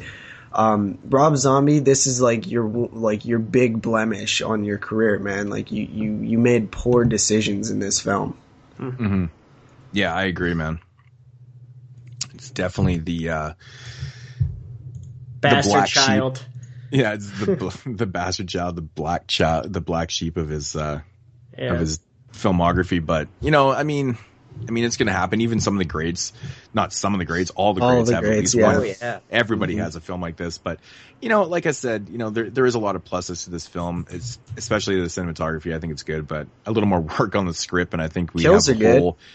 Yeah, the kills are fucking vicious, man. Dude, when he kills that dude outside the back of the strip club, when he stomps on his face. Yeah. Oh yeah, dude. Yeah. Oh, and you know what else? Man. Like vicious. This is tired, been walking the fucking woods for a year, Mike Myers. This is like pissed off Mike Myers, which is, accurate to what his character would probably be like after being like just wandering around for so long. Well, yeah, wouldn't you be pissed off if you had no idea where you were? And you had to eat a dog? And you kept seeing your mom even though she's dead and she's with this horse? And you keep seeing, like, your little self? What the fuck? Like, that's just fucking weird. I'd be pissed off, too. I'm like, I don't want to see myself like that. It's bullshit. Especially when it's, like, not even really what you look like. Yeah, exactly, right? Fuck. That's funny. Yeah, I didn't like that kid. Like, he didn't do, like, what the original kid did. Like, it was actually a big difference to me. It was a big difference, actually. That is a shame. It's like, literally, they just, like they just found a kid who kind of looked like him. Like, the first kid that kind of looked like him a little bit. Like, that long blonde hair and stuff. Like, they didn't work on, like, finding somebody who could actually, like, mimic the performance. Yeah. Well, I don't really know what else to say about the movie. You guys have anything else? I don't have much else to say. Nah. No, we've talked about this movie quite a few times, like, just randomly. It seems like we always end up talking about Rob Zombie's Halloween films. I know there was on random casts. There was one episode where we spent a lot of time on Age 2. Yeah, we were talking about the whole, like, how there is a film there. Mm-hmm. You know, it just needs some tweaking. But yeah, I like the look of this film. It's a shame. It sounds awesome. Oh fuck, dude, this sounds amazing. This film, yeah, it's crazy. Brilliant. It's almost as good as House of a Thousand Corpses PQ on sound wise. It's fucking awesome. Speaking of PQ, you said did you have an issue with the transfer? Yeah, I thought it looked kind of bad. Oh really? It was like really grainy looking. I don't know. No, that's like the natural grain to it. Yeah. Like, there's scenes, man, they're like fucking, they look pretty damn good.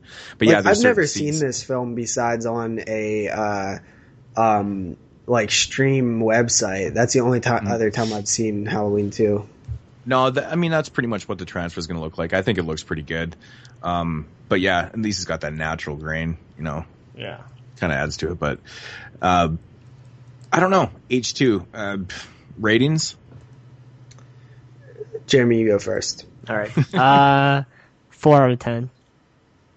Okay. I don't even like to talk about this movie because, like, as you heard, I walked out of it. So.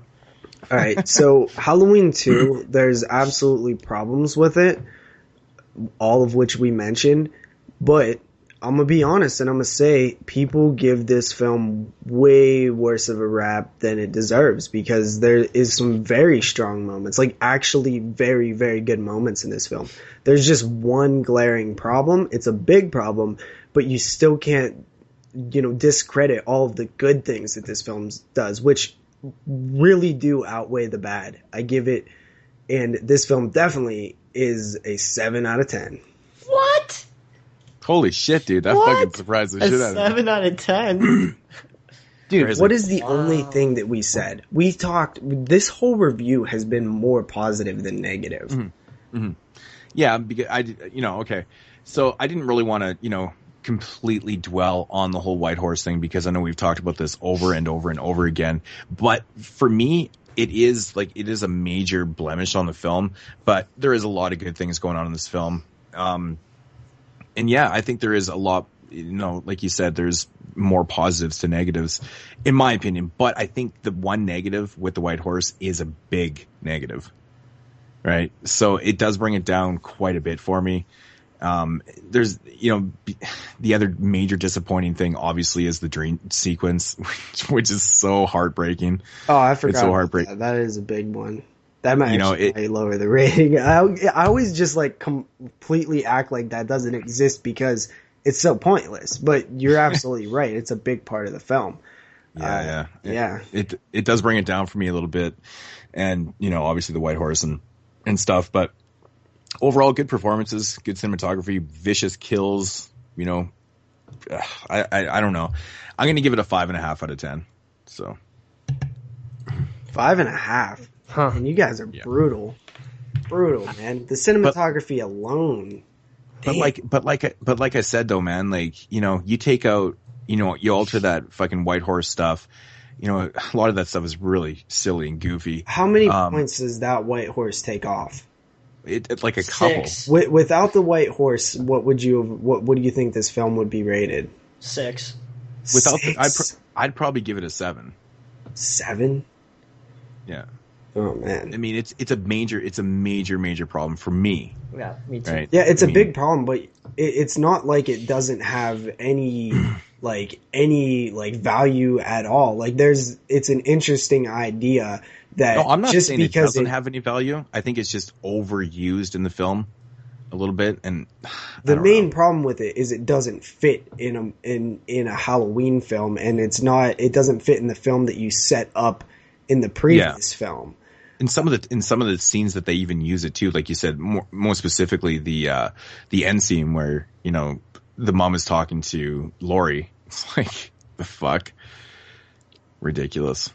So, but I mean, I will say this time watching the film has been I've liked it the most this time that I've watched it. I've usually liked it less. I believe the last rating I gave on it was a 6 in my last review I did of it in a year or 2 years ago on my channel. Interesting. And a lot of my ratings actually have changed on these films this time watching. Most of them have went down. I believe this might be the only one that's went up. Maybe the remake I gave a 9 last time. Cool. So yeah, you know, so like overall, basically from Halloween like 6 through part 2.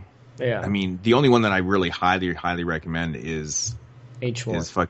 Is the Halloween remake. Yeah. So I recommend H2. I recommend H2O, and I recommend the remake. Dude, this film is not as bad as you guys are making it out to be. Dude, all we talked about was the positives. I'm just saying those are major blemishes for myself, right? Yeah. I have to rate it like how I like it, right?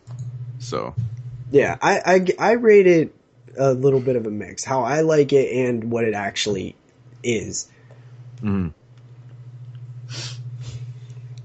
Yeah, so that is going to do it for the entire Halloween franchise. And I gotta say though, I'm a little happy. excited.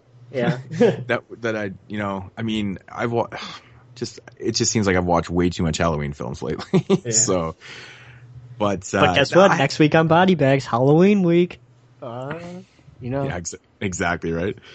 But yeah, you know, I had a lot of fun doing this though. I thought we had some pretty interesting conversations and views and different points brought up and stuff. So I hope everybody out there listening had a good time with this. And what the fuck is that? That was just my laptop. That's awesome.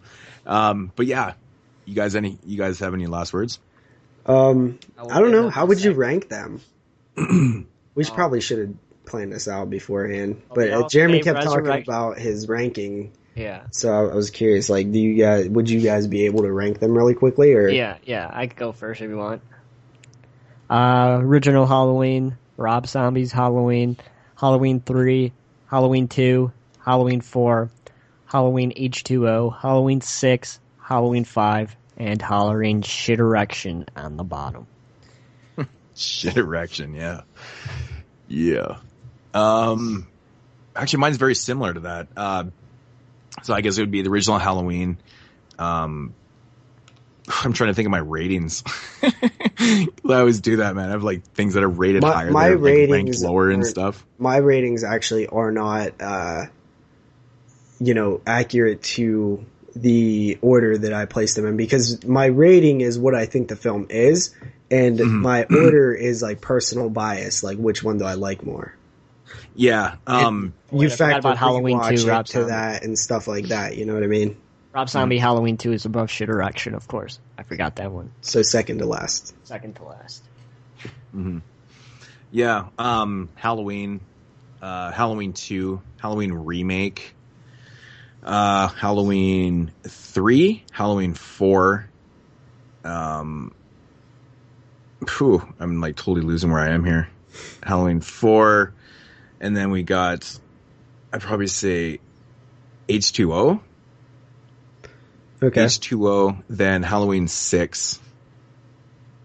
No, H2, then Halloween 6, and then Shit Erection. Where did 5? Halloween 2 and 5. Yeah. You forgot Halloween 2 and 5.